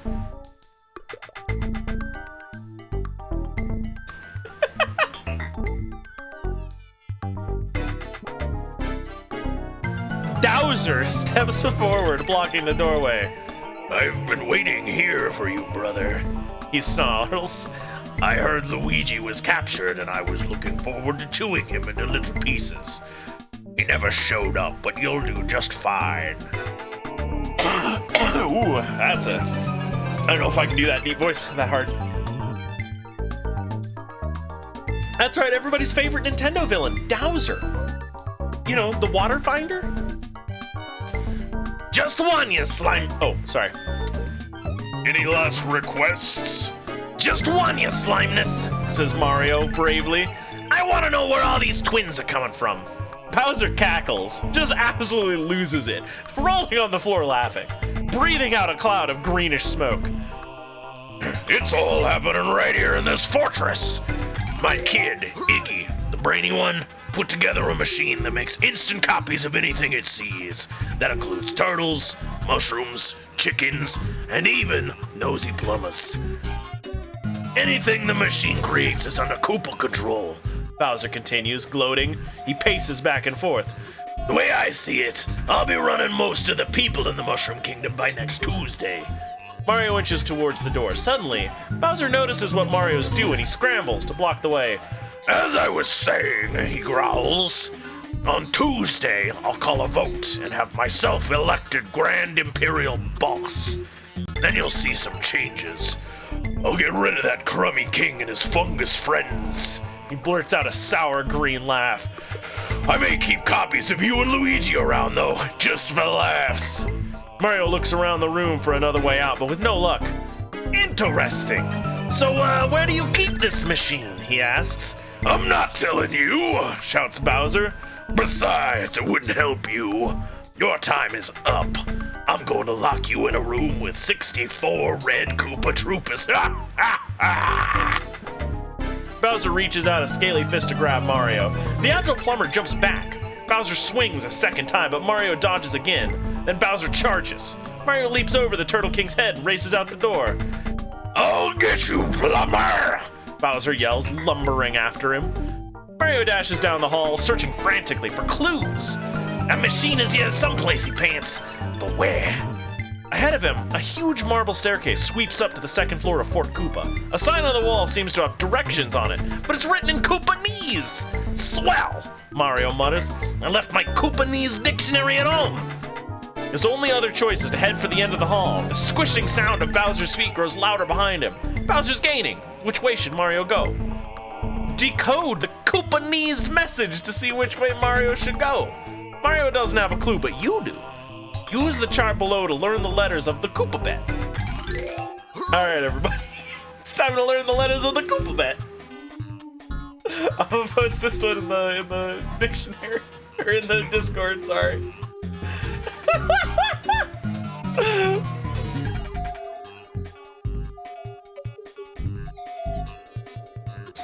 There we go. Alright. There's a copy of the message. I'm gonna try to decipher it as well, but if somebody posts it before me, I'll just take your word for it. Okay.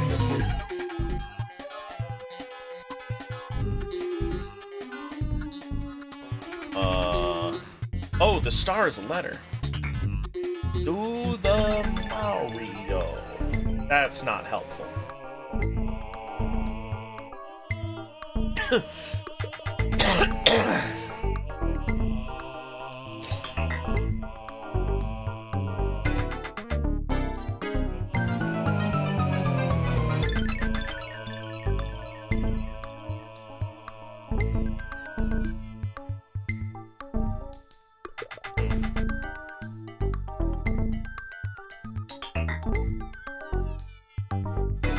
I can't make heads or tails of this thing. Do not go upstairs? Alright. Well, that seems... I guess that's the clue, I bet.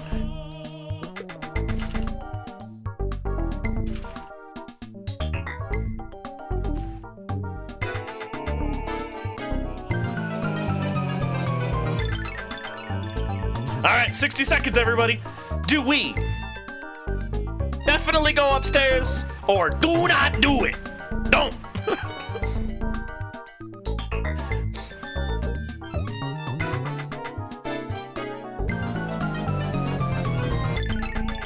figures the Koopas have even stolen English.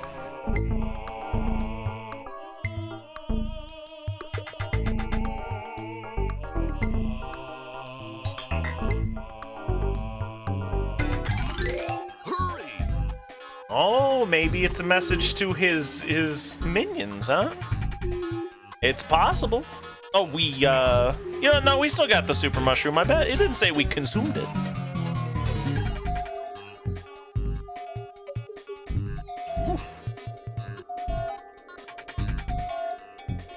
Only a couple seconds left. Get your votes in.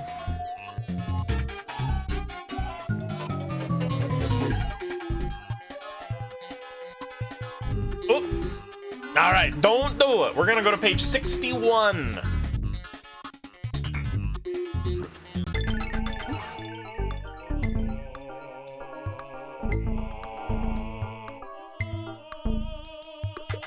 I guess I'll go right, Mario decides. He bounds into the right-hand fork. Now we're getting someplace, he says, heading down a new mirrored corridor. Wham! He walks into another glass wall and falls down. For a few minutes, he sits there, stunned. Then he picks himself up and looks around. He has a choice to make, once again, left or right. Okay, it's time to get serious, Mario says, reaching into his back pocket. He takes out his lucky penny and tosses it into the air. Heads, I go left. Tails, I go right. It's simple. And when in doubt, I let Abe Lincoln figure it out. All right, flip a penny to decide where Mario should go.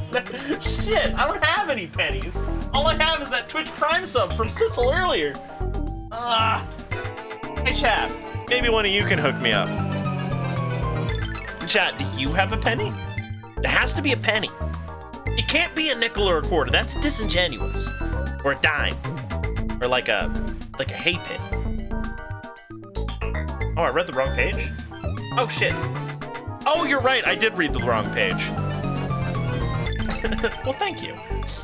Mario decides the long, dingy hallway is the way to go. He races down to the end and darts around a corner. I need someone who will lead me to that machine, he says to himself.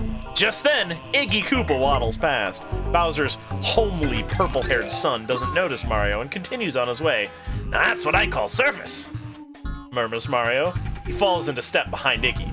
They wind through the filthy halls of Fort Koopa, past battle trophies, statues, paintings of ancient Koopa rulers, and bags of garbage that nobody's bothered to throw out for centuries. The stench? Incredible. But gradually, Mario begins to relax. Clearly, Iggy has no idea that he's being followed. They plod onward, past Bowser's prized rotten vegetable collection. When Iggy turns the next corner, Mario bumps into a statue of Genghis Koopa. It wobbles for a few moments. It seemed like hours. Mario holds his breath. Will it fall? Won't it? It falls. With a crash, it hits the floor and shatters into 1,000 pieces.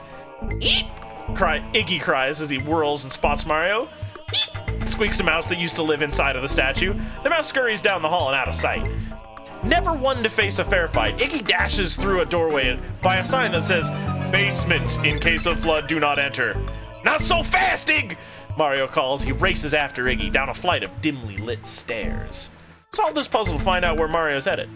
Mario steps on the first step, the one with a Q on it. Cross it out.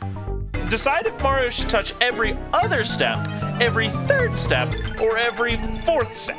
Cross out the letters on the steps that Mario touches. If you got the pattern right, a message will appear. The leftover letters spell where Mario is going.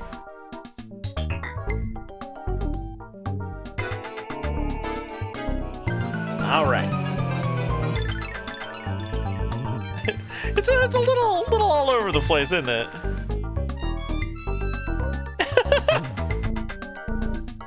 This is a really fun stream. I'm having a time on this. All right. So the first one is Q.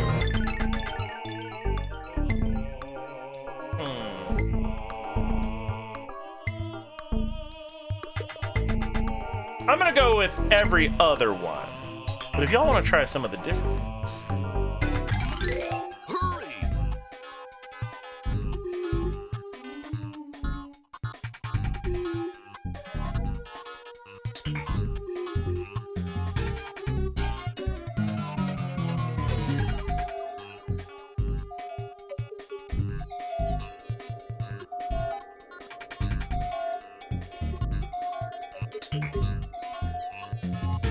I was wrong. It's not every other one.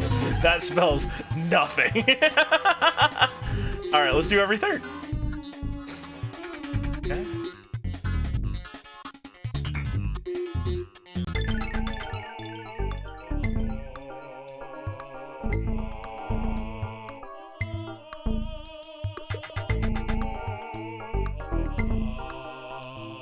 The Hall of Mirrors.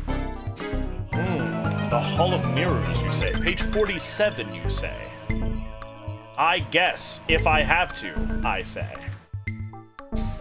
Mario rushes headlong down one, then another flight of stairs. He hears Iggy squishing ahead of him the whole way down. But when he finally reaches the bottom, Iggy is nowhere in sight. The place is silent. Then, out of the corner of his eye, Mario sees someone move. Aha! He shouts as he spins around. But instead of Iggy, Mario finds himself face to face with a handsome plumber in red overalls. His first thought is, this doubles thing has gone too far. Then suddenly he realizes he's looking at his reflection in a mirror. Gee, he says, I need a shave. As he looks away from the familiar figure, he spots a glass door next to the mirror. Through it, he can see a long hall lined with rows and rows of mirrors. He opens the door and enters. Behind him, the door swings shut with an ominous click.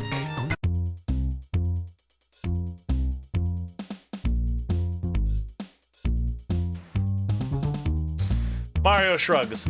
Oh well, I wasn't planning to turn back anyway, he says.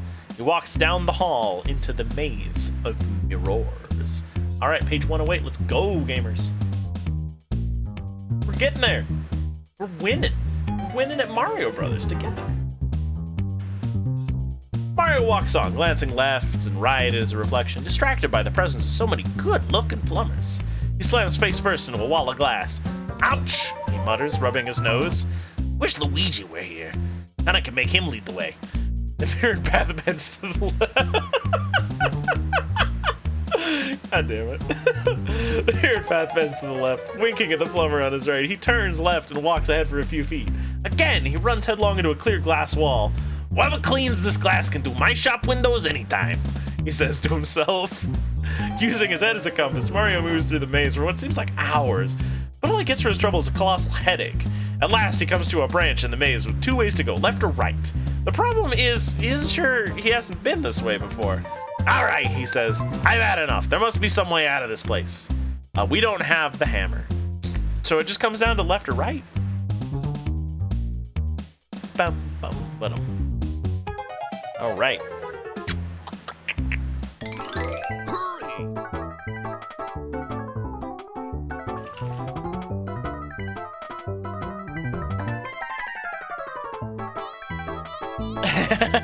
All right, 60 seconds. Go, go, go. Get them votes in. Get them votes in. I'm voting. Are you voting? Everybody should be voting.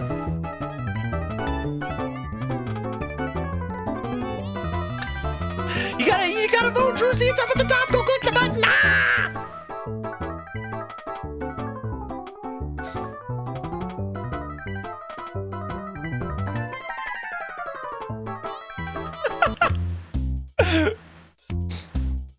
Chat, you're killing me. Chat, I'm actually dying. Chat, please. Please, chat. Please don't tie it. For the love of God. And all that is holy.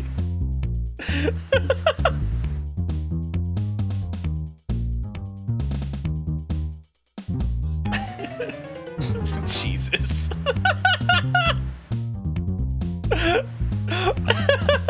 All right, we're going right. Page 60 it is. Were we on this page? Isn't this the one that I read incorrectly?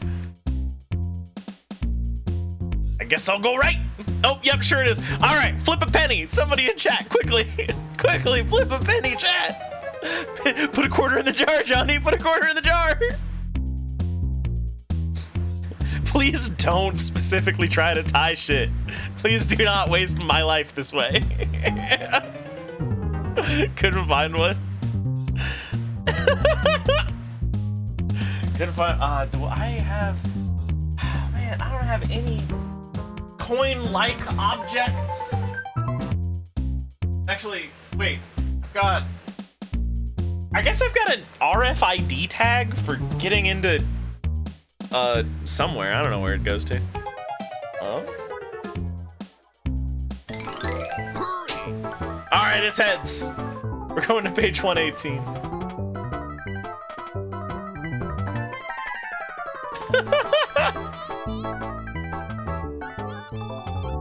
Okay, we're too far back. Let's take two. I bet y'all didn't think there was this much book in here, did you? Here goes nothing, Mario mutters as he turns left and walks past several rows of mirrors. He goes right for a few feet, then he turns back and goes left again. Finally, he stops and shakes his head, feeling very confused. Help! He wails. I'm lost!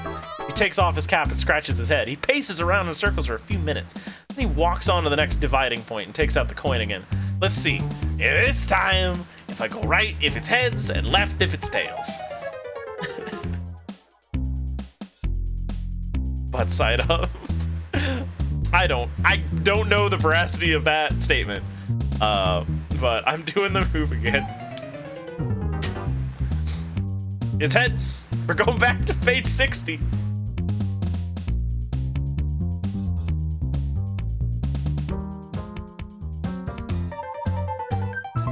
All right, it's another coin flip. It's tails this time. We're going to page 108. Come on.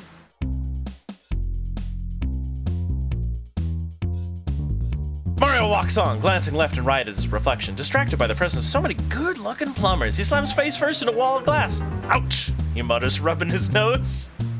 I wish Luigi were here, then I could make him lead the way. Oh wait, we've already been here. Oh, for the love of God. All right.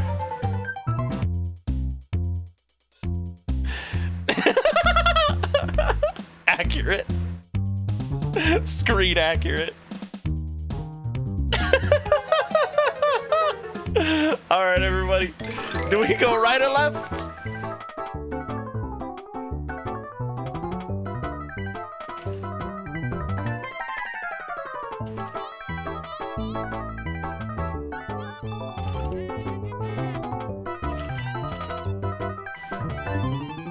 All right, everybody, get your votes in. 60 seconds. Let's go.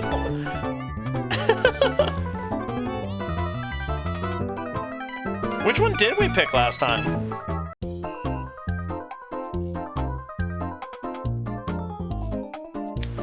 That's a great thing to remember with our thinking powers.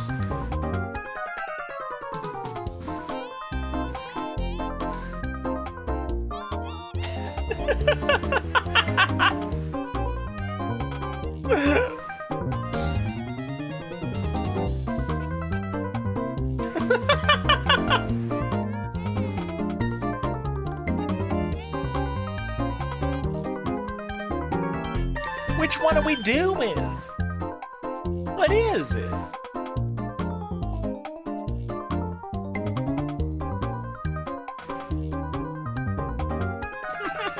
Yeah, what if we turn to page 60 but harder this time? Why do we didn't find the hammer? We just didn't find it, that's all. I don't know why we don't have it. That's a very cosmic question that you're asking right there.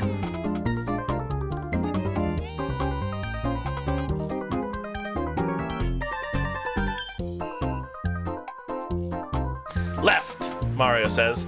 He turns left and walks into another glass wall. Ow! He grumbles and rubs his bruised nose. He feels his way along until he reaches another turning point. You've got to be kidding, he groans. I think this is where I came in. Suddenly he hears something. The sound of machinery hums in the background, but Mario can't tell where the sound is coming from. However, there are only two paths. Hey, says Mario, I bet one of these paths will lead me right to Iggy Koopa. Solve this puzzle to decide where Mario should go next. Study the picture of Mario, then study all of his reflections below. If you look carefully, you'll notice that some of them are slightly different. Cross out all the ones that don't match the Mario pictured at the top. The letters underneath the drawing spell out a message that tells you what Mario should do next.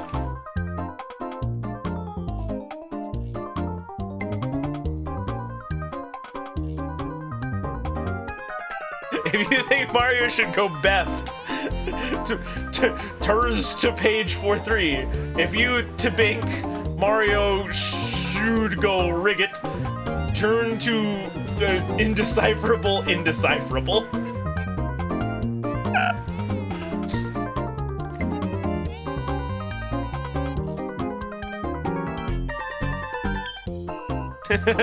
Turn to page.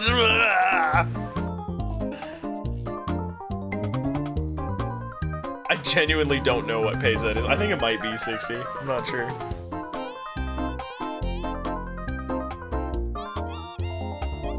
All right.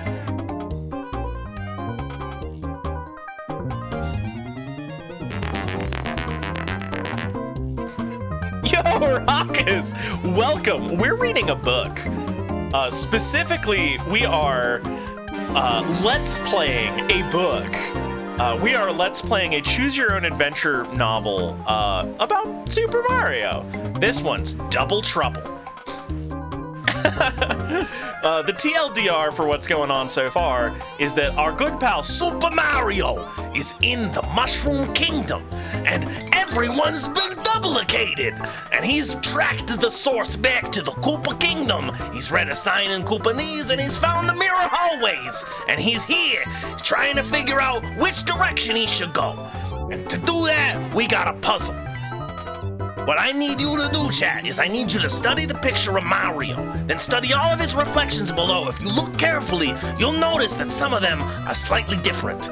Cross out all the ones that don't match Mario pictured at the top. The letters underneath the drawing spell out a message that tells you what Mario should do next. That's right.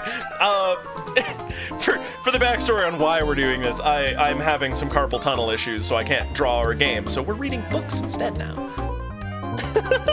Also, welcome everybody.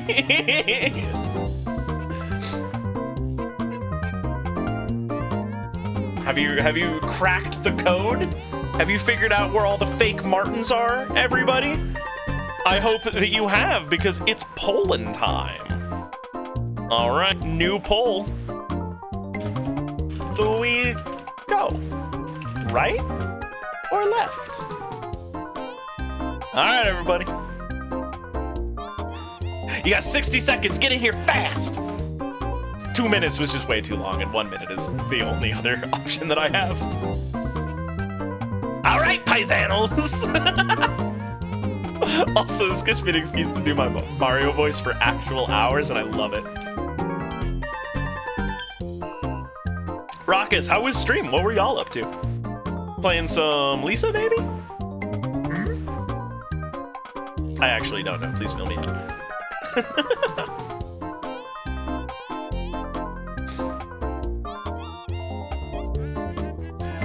lot of electoral-lating going on up there.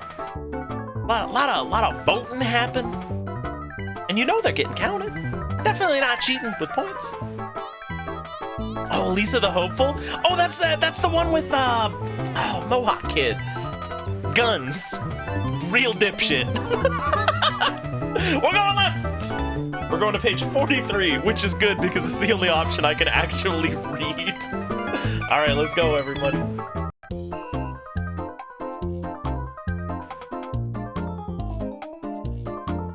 Let's try this way. Mario turns left, going down a series of mirrored halls. The machine noises grow louder. At last, he turns a corner and steps into a plain cement hall. "I'm free!" he cries. "But I'll miss those guys in the mirror. They were so good looking." Mario marches down the hall and pushes open a set of green doors. He steps into a weird laboratory. On the walls are huge spools of wire. Light bulbs of every color and size flash. On control panels, the floor is strewn with test tubes, gears, and of course, bags of old garbage. Facing Mario is Iggy Koopa. Says Iggy. "I didn't think you'd get through my maze, but since you're here, I'd like you to meet my new creation." He presses a button on a remote control device and a giant machine rolls into the room. Page 36. "This is my giant likeness outputting machine," Iggy says. He giggles. I call it GLOM for short. It took months to build, but all the work was worth it. GLOM will finish you off and then get back to business, taking over the Mushroom Kingdom. As Iggy twitters on, ha ha ha! Iggy tweets! Iggy tweets! Cannon! Mario has time to examine the machine. GLOM is truly frightening to look at, even for Mario, who has seen some pretty scary things inside of drain pipes. More than 10 feet tall, GLOM is covered with giant electronic eyeballs and hundreds of tiny television sets, each displaying a different 1960s monster movie. It crawls across the floor on a combination of wheels, feet, and tank treads that leave a slime trail behind them. GLOM stops for a moment and spits out a pair of Koopa Troopas out of a funnel at its top. Then it rolls next to Iggy and comes to a halt. Beautiful, isn't it? Asks the Turtle Prince. He gestures to a bank of TV screens on one of the walls. I've hidden cameras all over the Mushroom Kingdom and beyond, he explains. With the information they sent back, GLOM can scoop up sand from our yard and make it into a perfect double of anyone. That's how I copied the king. I would have gotten the princess, Toad, and Wooster too if that finicky fungus hadn't ruined my plan by watering one of my cameras. On one of the flickering screens, Mario sees Luigi bouncing cheerfully around their shop, at home, tinkering with a stopped-up sink. Iggy notices Luigi too. Hey! The turtle shouts, stamping his lumpy green foot. I put a double in your brother's place, but it can't be that guy, he's singing! Doubles don't sing! And that's the real thing. Something went wrong. Mario laughs. It looks like Luigi clobbered your clone! I've still got you! GLOM, get the plumber! Iggy shouts, pointing at Mario. The machine slowly grinds toward Mario. Suddenly, it reaches out one of its mechanical arms and tries to grab him. But Mario's too quick to be caught that way. Oop. He ducks as the metal claw swings over his head. He dashes behind GLOM and waits for it to turn around. The machine turns. Mario edges backward, trying to buy time and avoid sure destruction. He is so distracted by the machine that he loses track of Iggy. The sneaky turtle sticks out his foot and trips Mario. Our hero stumbles into a corner and falls down, hitting his head again. GLOM closes in. Crush him! Iggy yells. Mario scrambles to his feet, but he's trapped. I guess this is it, he mutters. He looks around the lab. To his left is Iggy, rubbing his wart-covered hands and cackling with glee. To his right, Mario can see the green doors that lead back into the maze of mirrors. Straight ahead, GLOM crawls steadily towards him. Solve the puzzle for a hint. All right, chat, you ready? You ready? Hang on. I'm gonna paste the puzzle into the chat. Y'all can copy it real quick over to MS Paint, and then do as I instruct. And then the first person to post it back into the chat is the one we go with.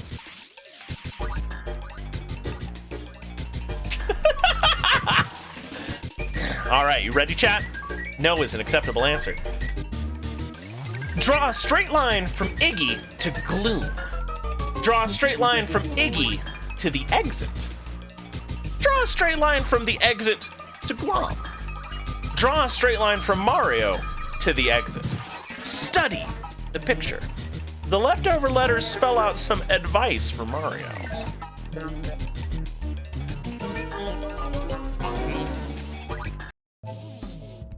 What's the advice, y'all?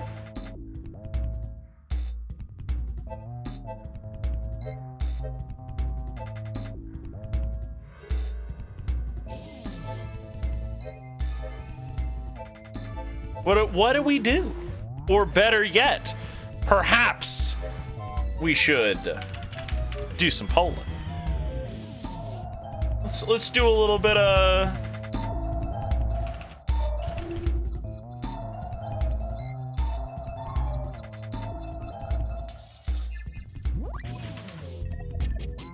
should we attack Iggy, attack GLOM, or run away? Oh God! 60 seconds, everybody. Get the votes in.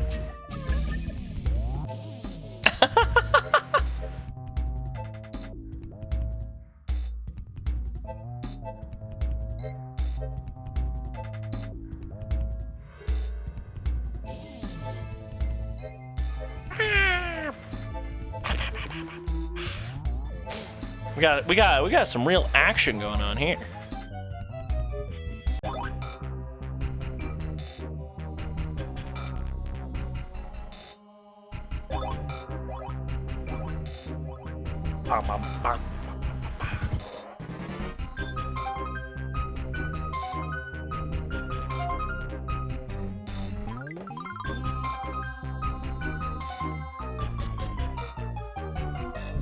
Only a few seconds remain to get them votes in.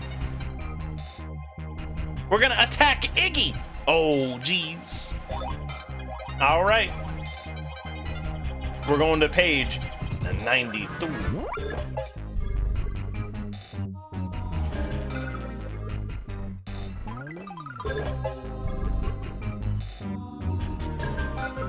Oh, I hope nothing bad happens to us once I finish flipping the books to page 92.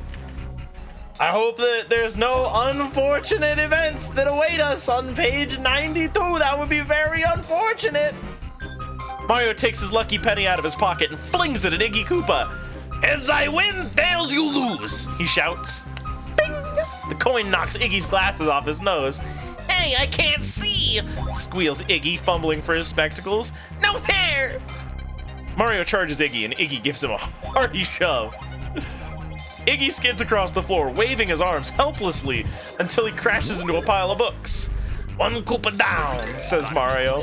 And then someone taps him on the shoulder.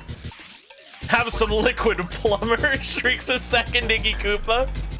He heaves a test tube full of bubbling blue goo towards Mario. The plumber dives out of the way just in time as the vile liquid splashes onto the ground. With a hiss, a great patch of floor tiles vanish in a puff of blue smoke. Don't mess with draining fluid unless you have a plumber's license, Mario advises Iggy 2 as he flings the phony turtle into a spool of wire. A third Iggy attacks Mario, then a fourth. This is ridiculous, Mario exclaims. One Iggy is bad enough. 4 is the worst.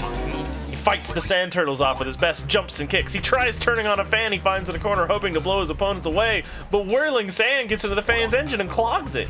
Each time Mario disposes of one Iggy, Glom cranks out a new copy. Finally, the 10th Iggy sneaks up behind Mario and bashes him on the head with a telescope.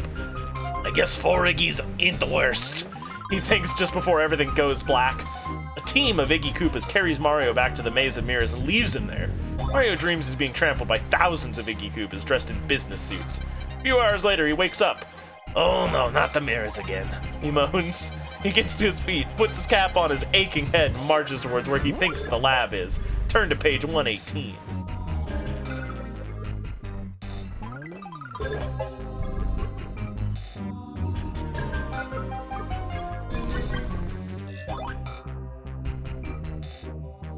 Here goes nothing, Mario mutters as he turns left and walks past several rows of mirrors.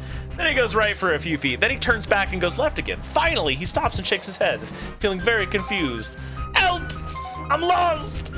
He takes off his cap and scratches his head. He paces around in circles for a few minutes. Then he walks on to the next dividing point and takes out the coin again. Let's see. This time, I'll go right if it's heads and left if it's tails, Mario says. He flips the coin. Chat! Does literally anybody have a penny? No nickels, dimes, or quarters will do. We need a penny. Very important. Gotta be quick. Go back to the save state.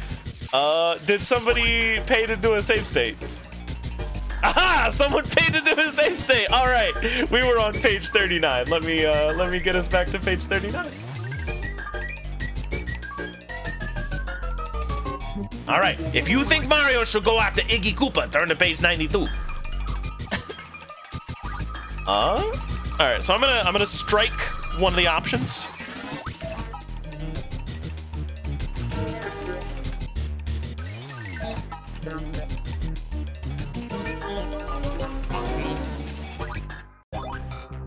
All right. New poll. Which do we do? Do we attack Glom or do we run?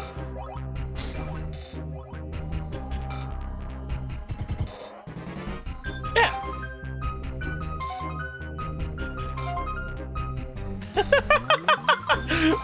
But Bridget, if I don't do that, I will never get you to spend all of the wobble coins.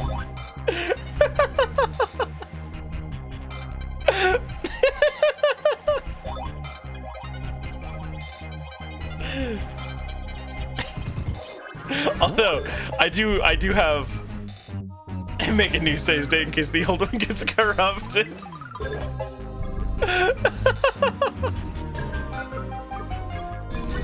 Oh, it's looking like we're getting violent still. Which, you know what? I'm proud of you, chat. Mario doesn't run away. Unless it's strategic. Or he's real scared. Or he's gonna get his ass real beat. Alright, we're attacking Glom. We're going to go to page 6. Oh, come on. Oh.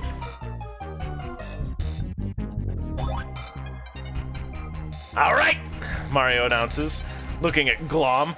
it's time for me to take this thing apart and see what makes it tick.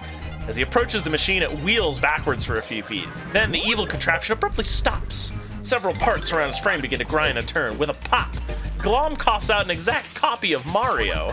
Out of my way, you phony clone. Shouts Mario, charging towards Glom. The fake Mario stands in his way. The two plumbers collide head-on and fall to the floor. Both rub their foreheads in unison and stand up at the same time. I'll take care of you first, Says Mario. He punches his double on the jaw. At that exact moment, his double punches him on the jaw. Take that! Mario shouts as he slaps his twin. The fake Mario's hand flicks out in exactly the same way. The two Marios punch, slap, and kick each other until both collapse on the floor from exhaustion and pass out at exactly the same time. Iggy Koopa grabs the real Mario by the straps on his red overalls and drags him back to the maze of mirrors. He leaves the plumber there, asleep on the floor. A few hours later, Mario awakes. My beard stubble's getting out of hand. He comments as he looks in one of the mirrors. Well, the sooner I get this adventure over with, the sooner I can shave. Sighing, he heads towards where he thinks the lab is. Constantine, welcome. We're Let's Playing books today. I think it's good that he died. Hello, welcome everybody. I've been having carpal tunnel issues, so we're not playing video games and we're not doing art. We're instead Let's Playing books. Load state so the new players don't have to deal with the mirror maze. You know what? Yeah, that seems pretty good. Otherwise, we're gonna get caught in the mirror maze again. All right, everybody, we're on to page 39. Good job on that save state. Can't say whether or not it's getting corrupted again though. All right, so we only got one option left, and that is to run away. Am I sure this isn't art? I am. You know, no, all my streams are art, actually. That's why it's so hard to figure out what category they're supposed to go into. Really, that's like a good metric, isn't it? Like, if you don't know what section to put your stream in, if you have no idea what category it falls under here on Twitch, chances are pretty good you got a fire idea.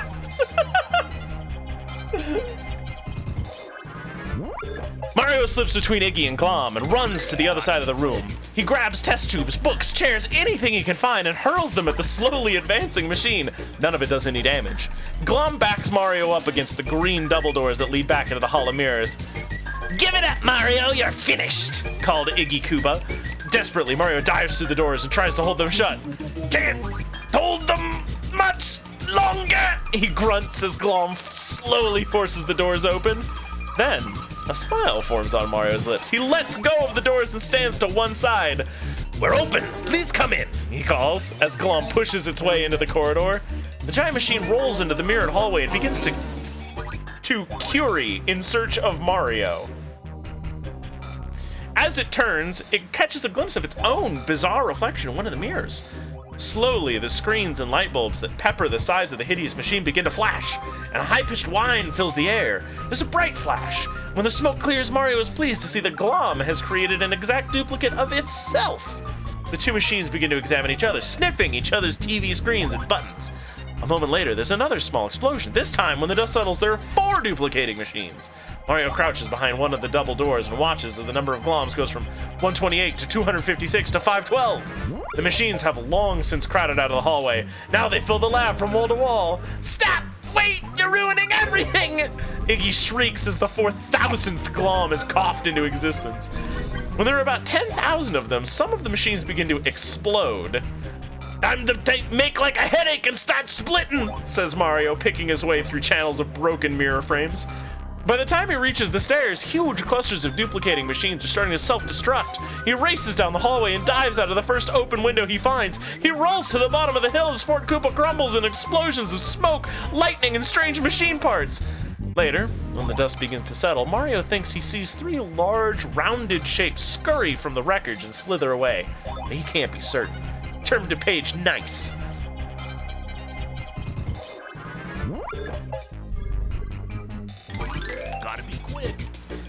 wanders through the wreckage of the once mighty fortress, picking up great piles of coins scattered among the ruins.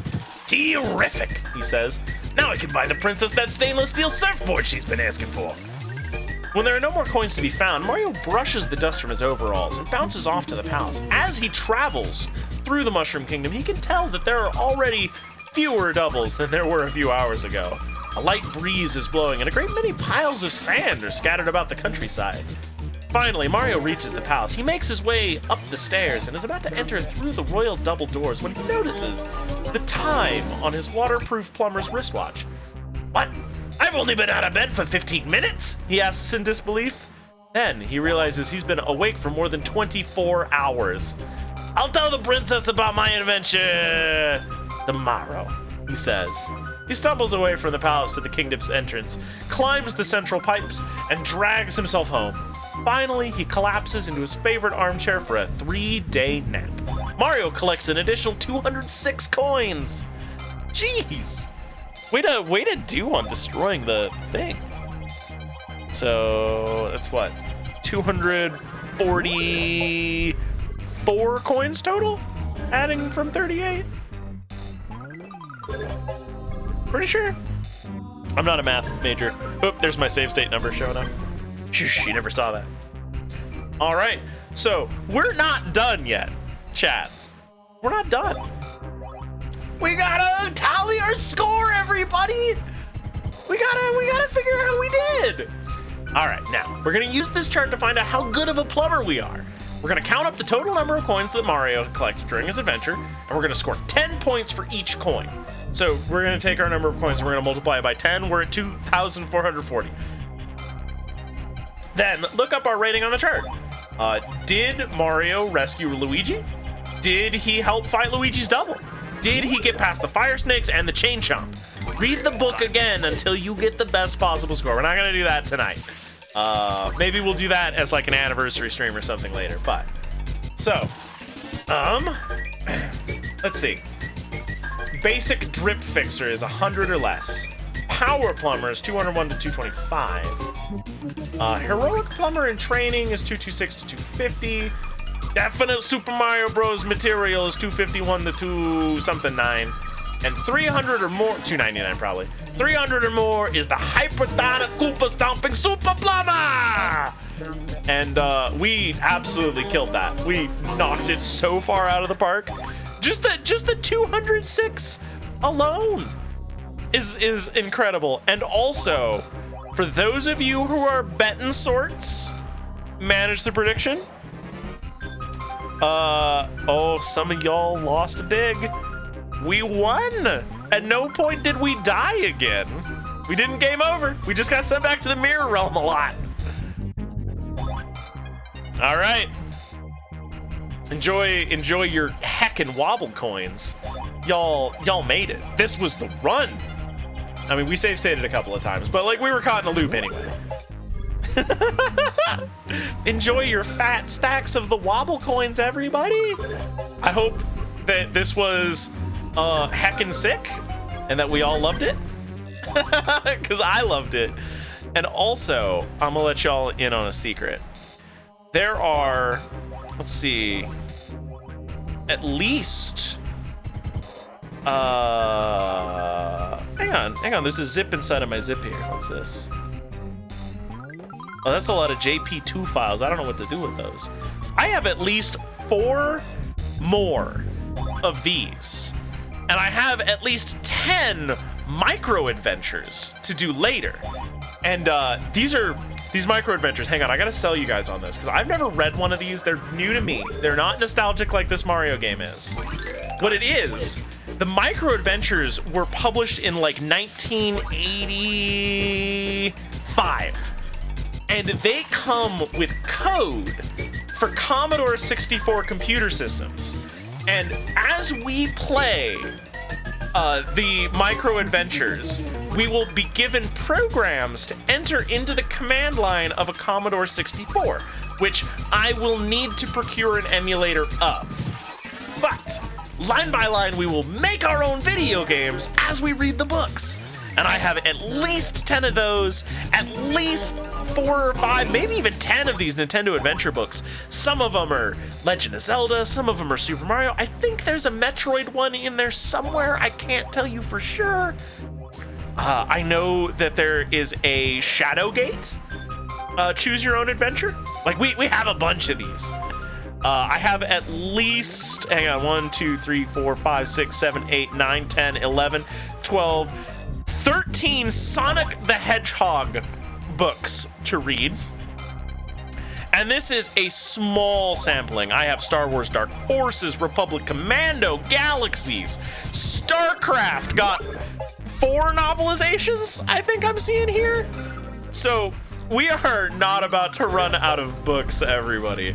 If you have been enjoying this, remember to follow the channel so that you can be made aware of what's going on. Find me on Twitter, I post there too, and even join the Discord if you want to hang out with an absolute metric shitload of incredibly talented artists and illustrators and other creatives, probably like yourselves. That's usually who ends up hanging around in my streams. And if you would like the encouragement, or maybe even to find the new tools to actually make stuff yourself, we're a great community for that. Books were a mistake. I have the Zork Chronicles from 1990, everybody. We have got some incredible trash in my novels. Oh wait, Where's Sonic Now 1996, and also Where's Sonic 1994. So make that like 2 more Sonic books, whatever the number was I said before. So all the Sonic books are before Adventure. Oh lord. Oh wait, hang on, I have at least 5 Zork books. I have Bard's Tale, Krondor, Baldur's Gate. We got hella books, everybody. So again, you know, like, comment, subscribe, all that stuff. Throw me your Prime sub, who knows. And I will catch you next time. I have a harebrained idea. I'm aiming for Saturday morning is where I think the next stream is gonna lie. Y'all know me though, I am an absolute ding dong and I am inept at scheduling anything, so don't hold your breath, follow my Twitter. Thank you guys for hanging out for this. This was a weird one for sure. Avant-garde, to say